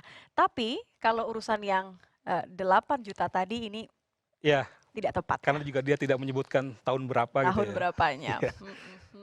Oke, nah kalau tadi adalah pernyataan dari cawapres nomor urut 1 Muhaimin Iskandar yang ada hal yang benar atau sesuai dengan fakta, tapi ada juga hal yang nampaknya kurang tepat karena tidak dicantumkan secara benar tahunnya, tahun berapa. Kalau mengacu pada tahun 2022 masih bisa relevan, masih bisa dikatakan benar, tapi kalau 2023 ini angkanya sudah berubah. Nah, kita akan dengarkan juga pernyataan dari cawapres nomor urut 2 Gibran Rakabuming Raka ketika menyampaikan dalam sesi visi dan misi dalam debat kedua ini. Cawapres nomor urut 2 Gibran Rakabuming Raka mengatakan bahwa rata-rata pertumbuhan ekonomi di Indonesia ini tetap resilience di angka 5%. Nah, kita akan dengarkan terlebih dahulu sebelum saya akan kembali ke Mas Bayu mengecek benar nggak nih pernyataannya dari seorang Gibran Rakabuming Raka. Di tengah gempuran resesi global, perang dagang, konflik geopolitik, rata-rata pertumbuhan ekonomi negara kita tetap resilient di rata-rata 5%. Pertumbuhan ekonomi yang berkualitas didukung dengan penurunan angka pengangguran, angka kemiskinan, penurunan angka Gini rasio, dan juga angka inflasi yang terkendali. Oke, ini yang dicek kita akan mengacu ke rata-rata pertumbuhan ekonominya ya Mas Bayu. Saya akan bukakan untuk Anda, ini adalah pernyataannya, kutipannya. Ya, jadi memang bisa dibilang Gibran ini menyoroti bahwa ekonomi Indonesia masih baik-baik saja walaupun kondisi dunia sebenarnya tidak sedang baik-baik saja. Ada resesi global, ada perang dagang, bahkan juga banyak pasca pandemi juga. Ya, konflik geopolitik juga banyak kan. Tapi Indonesia masih bisa dibilang resilience atau berusaha stabil di angka 5% ya. Tapi ya kita lihat bagaimana sih faktanya. Oke, kalau kata kuncinya adalah rata-rata pertumbuhan ekonomi masih tetap resilient atau ini tetap mungkin maksudnya resilience. masih kuat dibandingkan dengan Masih negara-negara kuat, lain iya, ya. iya, iya. Kita akan lihat terlebih dahulu fakta apa yang ditemukan oleh tim kompas.com, cek fakta Ya. menyebutkan. Kita lihat kalau dari era Jokowi memang pertumbuhan ada di kisaran 4,8 sampai 5,3%. Memang ada catatan ya ketika kita mengalami pandemi itu 2020 kita sempat mengalami kontraksi ya minus 2%. Tapi tahun berikutnya 2021 kita berusaha bangkit pertumbuhan ekonomi 3%-an dan bisa kembali resilience di 2022 5,31. Jadi memang datanya masih sesuai dengan pertumbuhan ekonomi ini. Ini kita boleh kasih sedikit ya bagaimana behind the scene ketika cek faktanya kompas.com menggunakan kata resilience ini karena ini agak tricky ketika kita mengecek apakah betul bahwa rata-rata pertumbuhan normalnya dalam konteks resilience tadi. Boleh diceritakan Mas? Karena kalau kita bicara konteks pertumbuhan ekonomi rata-rata, memang ketika kita melihat catatan di pandemi itu turunnya kan sampai kontraksi ya. Dan ini ternyata memang dialami sebagian besar dunia gitu ya. Tapi permasalahannya adalah ketika Gibran kata kunci resilience itu, ya kita bisa dibilang memang datanya sesuai karena 2022 itu benar-benar masih di angka 5,3. Sebenarnya cukup baik ya karena kan tumbuh cukup tinggi kalau dalam 2 tahun dari minus 2 hingga jadi 5,31%. Oke, jadi ini bisa dibilang masuk kategori fakta dan bisa diterima secara keseluruhan ya pernyataan lengkapnya. Masih sesuai dengan datanya. Masih sesuai. Oke, sejauh ini masih sesuai. Giliran pernyataan dari Cawapres nomor urut 3, Mahfud MD. Nah, kalau dalam penyampaian visi dan misi, calon wakil presiden nomor urut 3, Mahfud MD ini sempat menyinggung soal banyaknya korupsi yang menjadi kendala bahwa Indonesia tidak pernah mencapai target pertumbuhan ekonomi hingga 7%. Mahfud juga sempat menyebut bahwa banyaknya pemerasan kepada para pengusaha yang akan melakukan investasi inilah menjadi salah satu faktor. Kita akan dengarkan terlebih dahulu. Lalu pertanyaan itu saya sampaikan kepada beberapa orang ahli. Lalu mereka mengatakan hanya karena kebodohan kita ini tidak bisa menaikkan pertumbuhan ekonomi menjadi 7% karena kita ini kaya raya dengan sumber daya alam dan sumber daya manusia yang hebat. Masalahnya apa? Masalahnya banyak korupsi dan inefisiensi di sektor-sektor pertumbuhan ekonomi, yaitu di sektor konsumsi, belanja pemerintah, ekspor impor, dan investasi. Saya langsung ke Mas Bayu ya, kita akan lihat. Ini sudah menarik lagi-lagi karena kita melihat ada gaya yang berbeda, kemudian fakta yang kembali diulang-ulang, persepsi yang kemudian sangat mengunggulkan gayanya masing-masing. Dan ini adalah khasnya Mahfud MD sekali ya, soal pemberantasan korupsi. Ini dia kutipannya. Kita lihat Prof. Mahfud MD memang seorang pakar hukum tata negara ya. Jadi dia memang menyoroti sektor hukum, apalagi dia bisa dibilang komandan di pemerintahan Jokowi di sektor politik hukum dan keamanan. Betul. Jadi ketika dia bicara korupsi, memang sorotannya bahwa korupsi ini menyebabkan pertumbuhan ekonomi yang ya bisa dibilang stagnan. Karena juga Prof. Mahfud di debat ini bilang pertumbuhan ekonomi Indonesia selama reformasi tidak pernah mencapai 7%. Dan ini sorotannya karena banyak di sektor pertumbuhan ekonomi. Itu di sektor konsumsi, belanja pemerintah, ekspor impor, dan investasi. Tapi kayak gimana sih faktanya? Bagaimana ya faktanya ya, kita akan cek nih ya. Seperti apa kebenarannya? Ya kalau kita bicara indeks persepsi korupsi, memang Indonesia skornya pernah terjun bebas ya dari datanya Transparansi Internasional.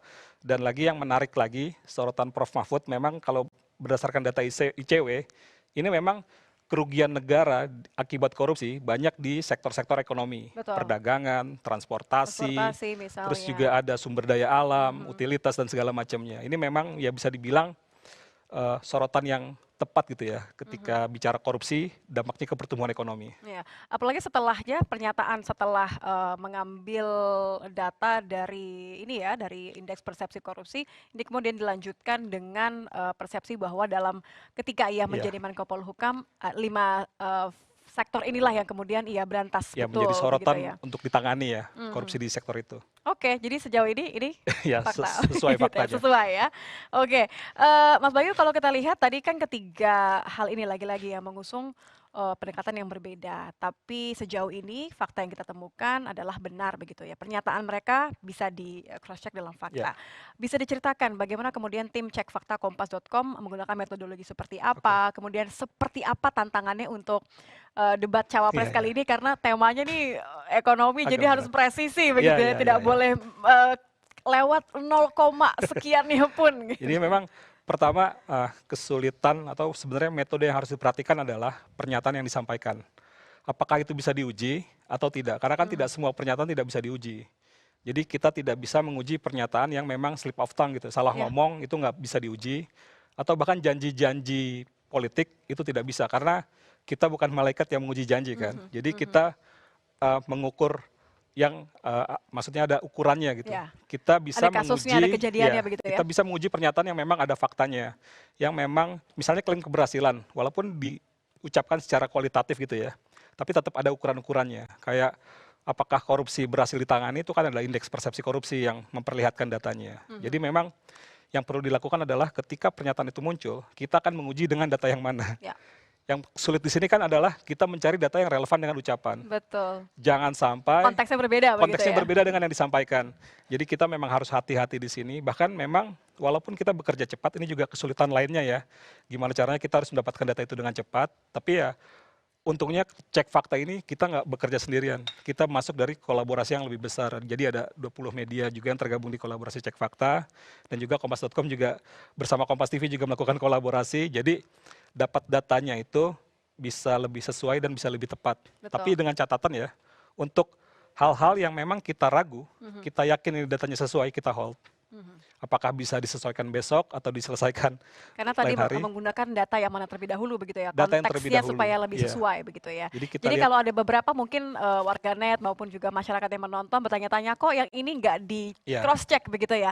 Jangan kecewa karena bisa jadi ini hanya masalah waktu. Besok kemudian cek fakta dari kompas.com juga bekerjasama dengan Kompas TV masih akan memberikan cek fakta lainnya. Jadi harus nonton di kompas.com begitu ya. Oke, terima kasih Mas Bayu. Tadi adalah beberapa yang kami kutip pernyataan di dalam debat cawapres yang kemudian sudah dilakukan ujinya, faktanya supaya Anda nggak kegocek. Saya akan kembali ke Ilona. Lon, saya lempar umpan lambung nih ke Anda, nanti bagaimana kemudian Anda akan membahas, tapi Ilona akan kembali usai jeda masih di Pasca Debat Cawapres 2024.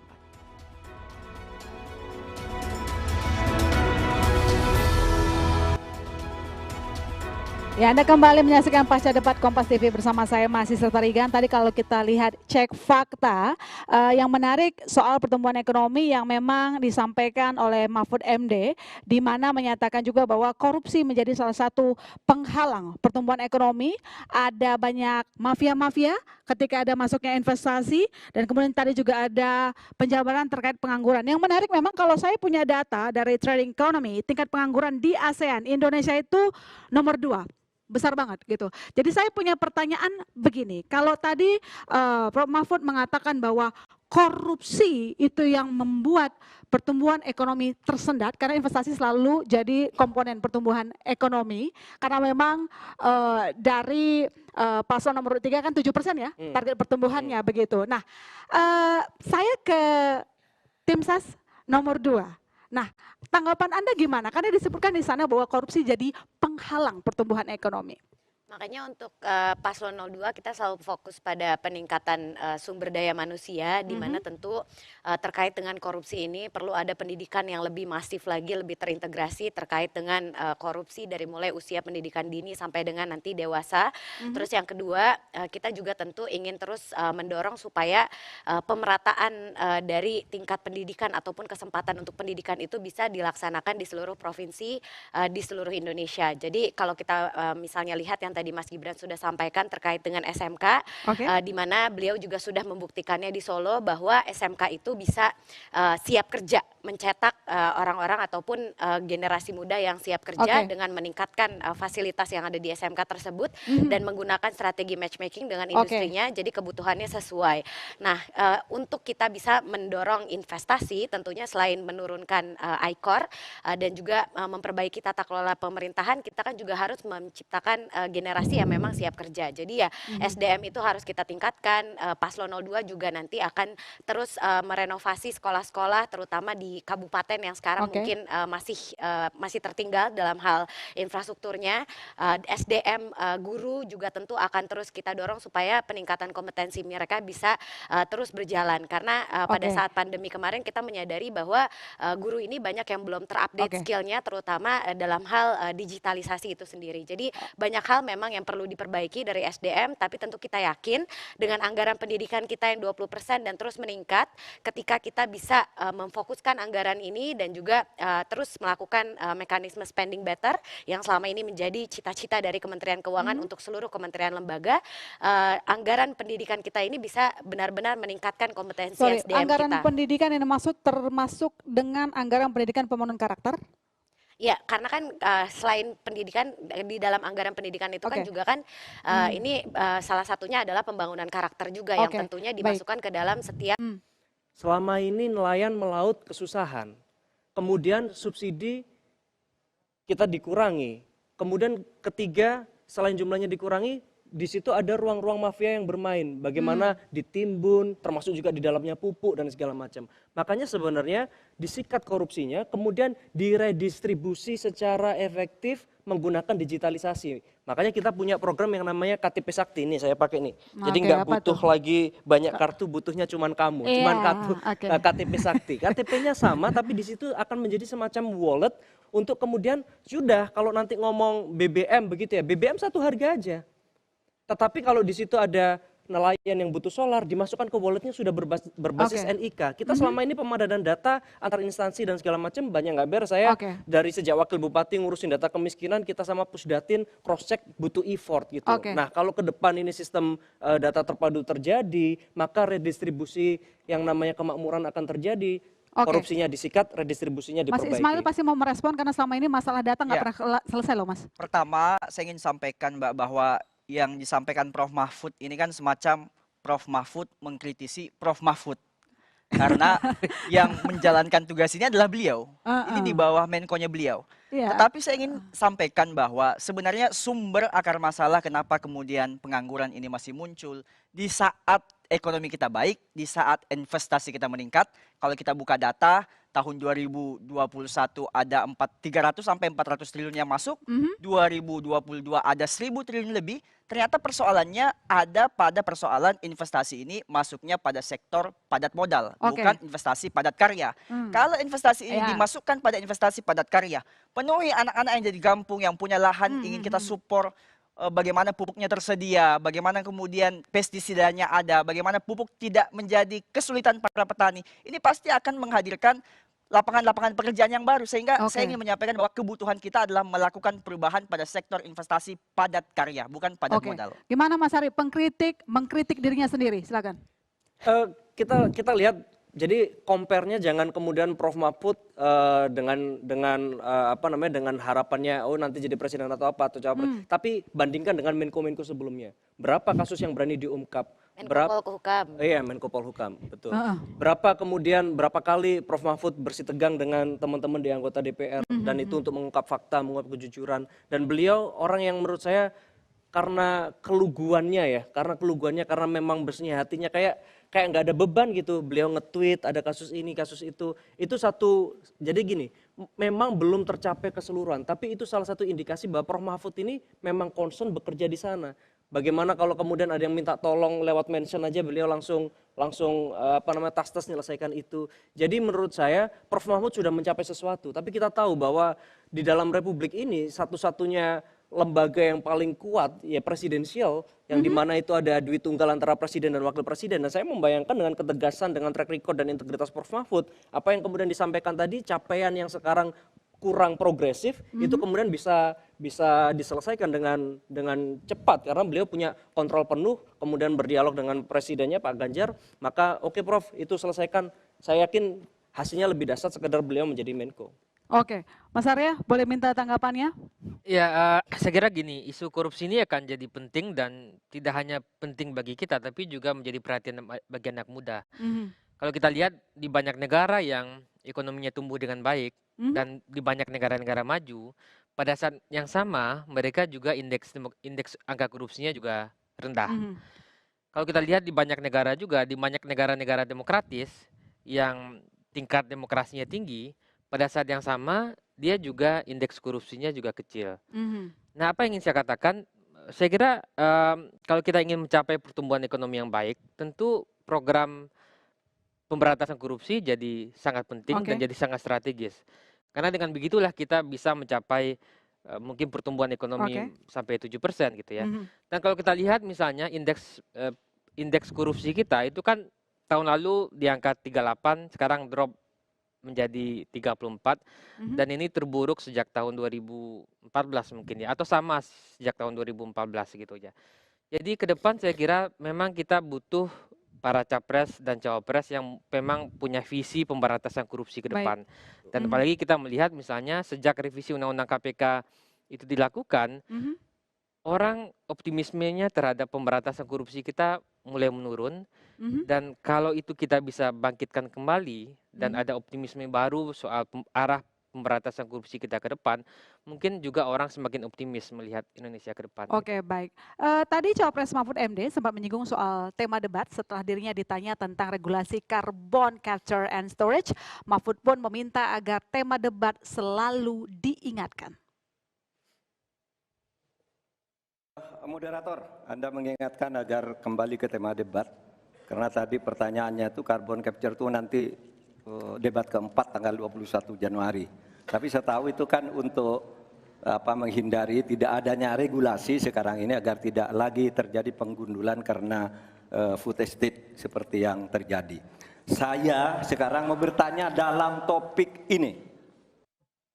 Ya, saat diberi kesempatan bertanya pada Cawapres nomor urut 2, Gibran Raka Buming Raka, Cawapres nomor urut 3 Mahfud MD mempertanyakan soal rencana menaikkan rasio pajak. Gibran pun menjawab bahwa menaikkan rasio pajak dan menaikkan pajak itu berbeda. Di dalam visi dan misi Anda disebut kalau rasio pajak dinaikkan menjadi 23%. Dalam simulasi kami, angka itu hampir tidak masuk akal. Karena pertumbuhan ekonomi bisa 10, padahal selama ini pertumbuhan ekonomi 5-6 gitu. Itu kalau Anda bisa menaikkan rasio pajak sampai segitu bisa 10%. Lalu bagaimana Anda mau menaikkan pajak? Orang mau insentif pajak aja orang tidak ngambil. Yang namanya menaikkan rasio pajak dan menaikkan pajak itu beda. Satu, gimana caranya menaikkan penerimaan pajak atau menaikkan rasio pajak.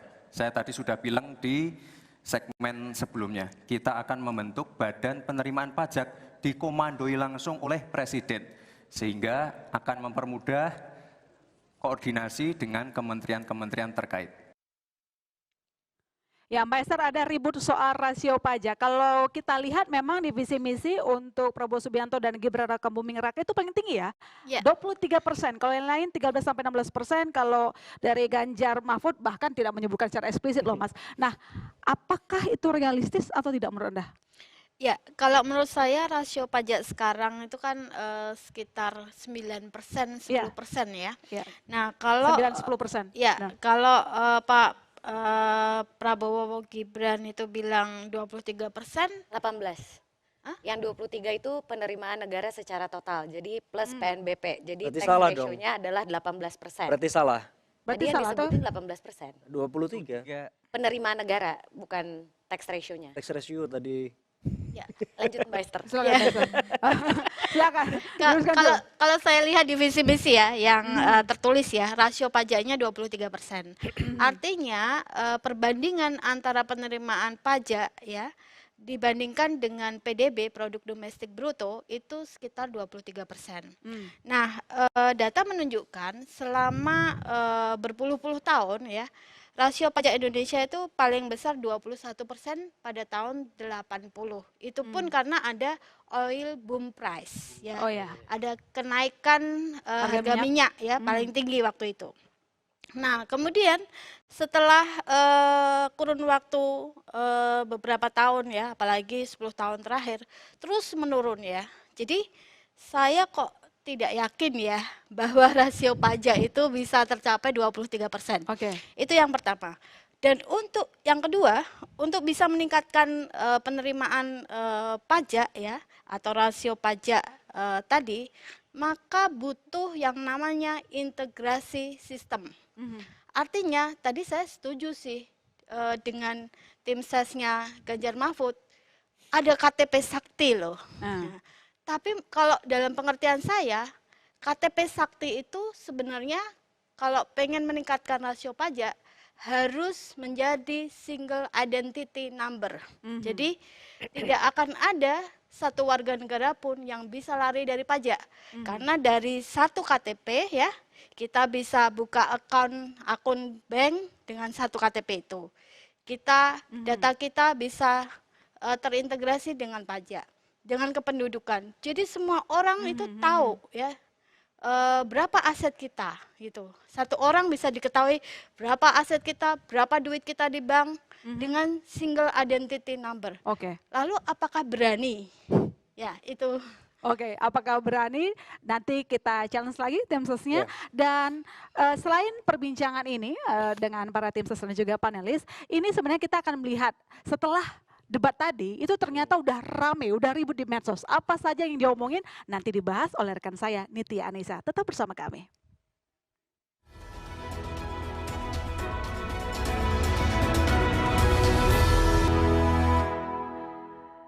Tidak hanya di KPU, tidak hanya di studio Kompas TV antara Ilona dengan panelis dan tim ses yang makin menghangat. Tapi saya bisa jamin bahwa suasana debat Cawapres ini juga tertangkap dengan begitu hangat di kalangan para warganet. Nah, pembicaraan apa yang kemudian paling banyak dibahas mengenai debat Cawapres ini atau debat kedua ini di media sosial? Apa saja yang kemudian menjadi trending selama debat berlangsung? Siapa saja atau hal apa saja yang paling banyak diperbincangkan? Kita akan membahasnya bersama dengan Haris Mahardiansyah, Digital Manager Kompas TV. Selamat malam Mas Haris. Selamat malam Nitya. Kalau dari gestur tubuhnya ini kayaknya sudah melalui banyak pengecekan begitu ya. Ini bisa dibilang bahwa sejak 2014 kita melihat banyak sekali pergerakan-pergerakan di media sosial yang bisa menjadi tolak ukur seberapa menarik sih debat, seberapa menarik sih visi misi dan adu gagasan oleh para pasangan calon, dan saya rasa ini menjadi salah satu yang tidak boleh dilewatkan. Betul. Selain tadi cek fakta tadi ya, kan faktanya sudah di cross check begitu. Kalau ini kita akan lihat bagaimana sebenarnya hal-hal yang kemudian diperbincangkan. Boleh kita mulai kalau begitu ya? Boleh. Pertama, saya ingin tanya sama Mas Haris, kalau dari debat Capres kita lihat dari 15 Desember atau beberapa hari setelah debat Capres berlangsung, ini perbincangannya namanya mulai masih sama, tapi di tanggal 19 Desember ini mulai bergerak ya, banyak yang bicarakan soal debat Cawapres. Yang bicara mengenai debat Cawapres karena setelah masuk di tanggal 19 ini, jadi sudah mulai banyak orang yang memperbincangkan mengenai debat Cawapres. Penasaran mau tahu jadwalnya kapan, jam berapa mulai, live streamingnya di mana, temanya apa gitu. Sampai dengan puncaknya tentu saja di sini ya? Tanggal 22 Desember hari ini. Oke, mulai dari pukul 16 sampai akhirnya ketika debat Cawapresnya berlangsung. Oke, kalau kita sudah sepakat bahwa warganet memang penasaran dengan debat Cawapres. Kita lihat sebenarnya apa sih yang paling banyak dicari begitu ya. Ini kan ada 3 cawapres yang memang bertarung ide gagasan di arena tadi ya. Jadi ini kita mencoba melakukan pencarian gitu ya. Di 5 jam terakhir tentu saja kita memasukkan kata kunci Muhaimin Iskandar, Gibran Rakabuming dan Mahfud MD. Nah, kalau dari pencarian ternyata yang bisa dikatakan cukup populer gitu ya, yang paling banyak dicari itu ternyata Pak Mahfud MD. Ini warna kuning ya? Ya betul, Mahfud MD warna kuning, Gibran Rakabuming warna merah, kemudian Muhaimin Iskandar di grafik berwarna biru gitu. Jadi sejak pukul 18.44 itu pencarian sebelum terkait kan debat mulai jam 7 ya? Betul. Jadi pencarian terkait Mahfud MD itu sudah mulai berlangsung di jam 18.44, kemudian terus saja meningkat bahkan sampai di akhir debat. Ini menarik loh Mas Haris, karena kan sebenarnya debat Cawapres hari ini dibuka dengan visi misi dari Cawapres nomor urut 2 dari Gibran. Tapi yang justru paling banyak diperbincangkan adalah nomor urut 3, Mahfud MD. Ya. Nampaknya karena ada faktor lain ya? Betul. Nah ini kita lihat, kita coba track berdasarkan mulai mirip dengan Cawapres nih, pakai clip-on dan pakai mic ya. Kita coba cek berdasarkan masing-masing Cawapres. Jadi ini Yang kita Mulai lihat sekarang dari Muhaimin Iskandar. Oke. Jadi Muhaimin Iskandar itu ternyata yang dicari orang terkait dengan Muhaimin Iskandar itu juga adalah IKN. Karena tadi kita tahu bahwa kemudian terjadi saling selepet gitu ya antara Panas nih ngomongin IKN ya. betul antara Gibran dengan Caimin gitu. Jadi ada pencarian mengenai IKN, lalu yang bertanya IKN apa Adalah, sih gitu. iya. Nah, tapi ada juga yang kemudian selain mencari Muhaimin Iskandar, tapi juga mengkaitkan dengan gelar Gelar Gibran, Gibran. kemudian Umur Mahfud. betul umur Mahfud MD, bahkan ini yang kemarin Muhaimin Iskandar sempat diperiksa di bulan September kemarin ya terkait sistem perlindungan TKI ketika Ketika masih menjadi Muhaimin Menaker ya. betul Menaker. Jadi kita bisa lihat bahwa tidak hanya isu ketika debat cawapresnya berlangsung saling selepet tadi, tapi juga mengenai kredibilitas dari para cawapres yang tengah adu Betul. gagasan gitu ya. Ya, Kalau ini betul. adalah daerah-daerah yang kemudian banyak ini ya mencari kata kunci. Dari kalau dari sebaran peta ini yang paling banyak kemudian mencari mengenai Muhaimin Iskandar lewat Google itu di Sumatera Barat, lalu kemudian ini di Pulau Jawa tentu saja besar, Jawa Barat ini ya. kemudian di Pontianak, ini Karena di IKN. Samarinda, betul, karena terkait dengan IKN. Kita Oke. lihat kemudian Kalau Gibran Raka Buming gitu. Nah, uniknya kalau Gibran Raka Buming justru Sebentar. Ini ada yang gelar Gibran Raka Buming, tapi kok Gibran Raka Buming Raka anak siapa? Jadi Nah. sebenarnya masih ada yang belum tahu Gibran ini anak siapa. ternyata ada yang belum tahu Gibran Raka Buming itu anaknya siapa sehingga dia mencari di Google gitu ya.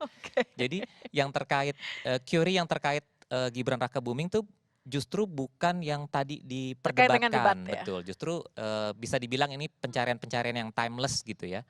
Nah, terus kemudian yang banyak mencari Gibran itu di Pulau Jawa, nih Jawa Barat, Jawa Tengah Jawa kayaknya Tengah ya. dan Jogja gitu ya. Basisnya nih. Ini tentu saja di Masih Sumatera Barat masih sama, kemudian ya di Kalimantan ini Karena juga IKN. besar karena tadi terkait IKN tadi. Oke, kalau dengan Mahfud MD bagaimana? Yang tadi terakhir paling banyak Mahfud mencuri. MD, betul, yang ternyata dalam pencariannya justru lebih banyak dibandingkan dengan Gibran yang Curi memulai start lebih tadi ya? dulu, betul. Nah, ini tentu saja dikaitkan dengan Madura karena dia datang cukup nyentrik kan dengan Menjelaskan kenapa tadi mencuri start Betul. pembicaraan karena memang pakai baju adat Madura. paling beda sendiri pakai baju adat Oke. Madura, kemudian ada yang mencari juga asal Mahfud MD, umur Gibran. Kepanjangan dari Ada yang nama bertanya Prof. Mahfud. MD-nya itu kepanjangan apa sih gitu. Nah, itu dicari. Kemudian ini hilirisasi karena tadi ini kita juga lihat bahwa bagaimana Gibran Raka Buming Raka Sempat kemudian menekan ya?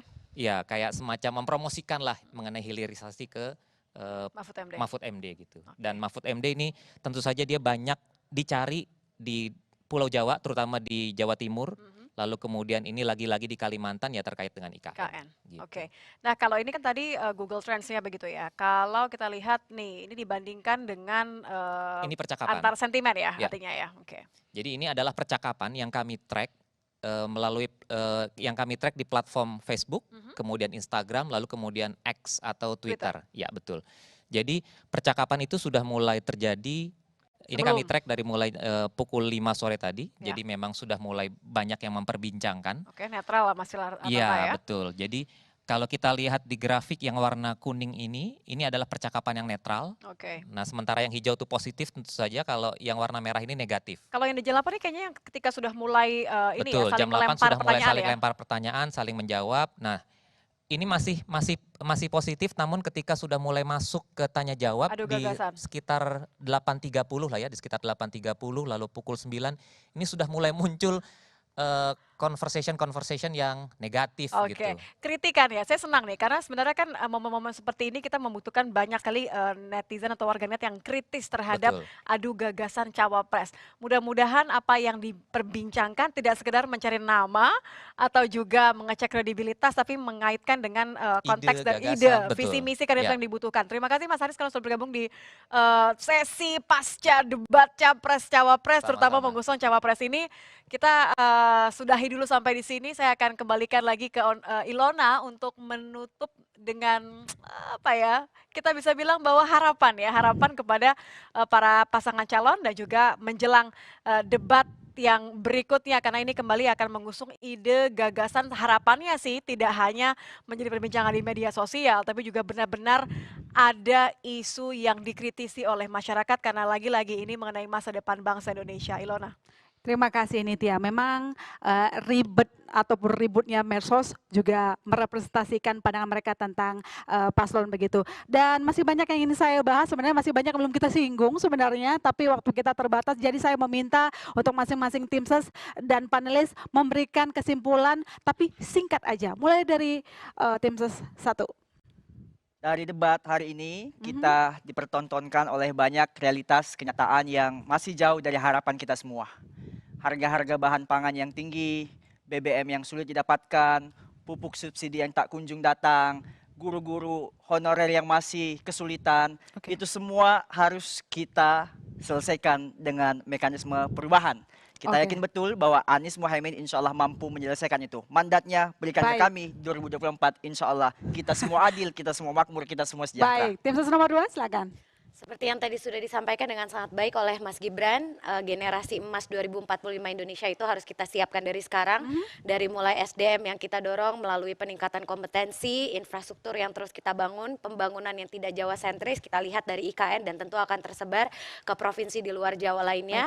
Dan yang penting sebagai generasi muda yang sekarang membentuk 54% dari daftar pemilih tetap, nanti beliau menunjukkan bahwa future challenge untuk kita itu bisa jadi future opportunity. Jadi tantangan masa depan bisa jadi kesempatan yang sangat baik kalau kita bisa menyiapkan diri sekarang. Baik, tim ses 3. Ya, jadi kita butuh pemimpin yang punya energi yang kita bisa trust. Dan kita lihat bagaimana Prof. Mahfud ini salah satu contoh orang yang bisa memegang trust dan integrity. Kita lihat tadi ketika ditanya masalah carbon capture, Pak Prof. Mahfud sebenarnya bisa nyerang tadi masalah food estate karena di situ juga deforestasi tinggi dan itu juga menyumbang efek rumah kaca. Tapi Prof. Mahfud nggak memilih itu karena itu bukan tema hari ini. Maka saya berharap apapun hasil debatnya, saya yakin semua yang ada di rumah sudah punya pilihannya. Tapi yang penting gunakan hak pilih Anda, gunakan hati Anda. Kalau setuju dengan apa yang saya katakan, boleh ikut saya di nomor 3. Baik, terima kasih Mbak Esther. Singkat saja. Terima kasih. Kalau menurut saya siapapun nanti yang menjadi presiden dan wakil presiden, tentunya saya mengharap nanti akan bisa mempersiapkan ya bonus demografi ya, itu tidak hanya menjadi bonus demografi, tetapi bisa menjadi SDM yang handal gitu ya, sehingga pendidikannya berkualitas karena data menunjukkan masih hanya 12% saja angkatan kerja yang berpendidikan tinggi. Baik, Mas Arya. Terakhir, baik, singkat saja. Saya kira dengan exposure debat yang cukup tinggi dan perkiraan saya setengah dari populasi kita nonton debat ya, tentu ini akan punya efek elektoral. Mungkin dia kecil, tapi efek yang kecil itu akan menentukan apakah pilpres kita akan 1 atau 2 putaran. Oke, baik. Yang kedua yang ingin saya katakan, efek debat ini tentu juga akan berpengaruh bagi pemilih yang menentukan pilihannya karena percaya pada isu karena melihat program dan capaian kandidat. Baik, terima kasih. Saya ucapkan terima kasih ke Mas Ismail Bahtiar Timnas Anies Mohaimin, Mbak Putri Komarudin TKN Prabowo Gibran, Muhammad Nur Arifin TPN Ganjar Mahfud, dan juga tentu saja ada Mbak Esther Sriasuti, Program Director Indep, dan Mas Arya Fernandes dari CSIS. Terima kasih banyak. Dan hari ini selesai sudah, topiknya ekonomi, mungkin agak berat, tetapi sebisa mungkin ini PR-nya dari para paslon begitu untuk memberikan bahasa yang membumi, tapi juga nggak sekedar janji. Justru karena temanya ini sangat dibutuhkan oleh berbagai lapisan masyarakat, tidak hanya para pengusaha, tidak hanya para investor, tapi juga masyarakat pelaku UMKM. Saya rasa tidak hanya janji manis, tapi juga kita tunggu sebenarnya sih bagaimana nanti akan harapan di debat berikutnya. Terima Ekonomi kasih Lona adalah core inti. Dengan demikian saya masih serta Regan. Saya Nitya Anissa, terima kasih dan sampai jumpa.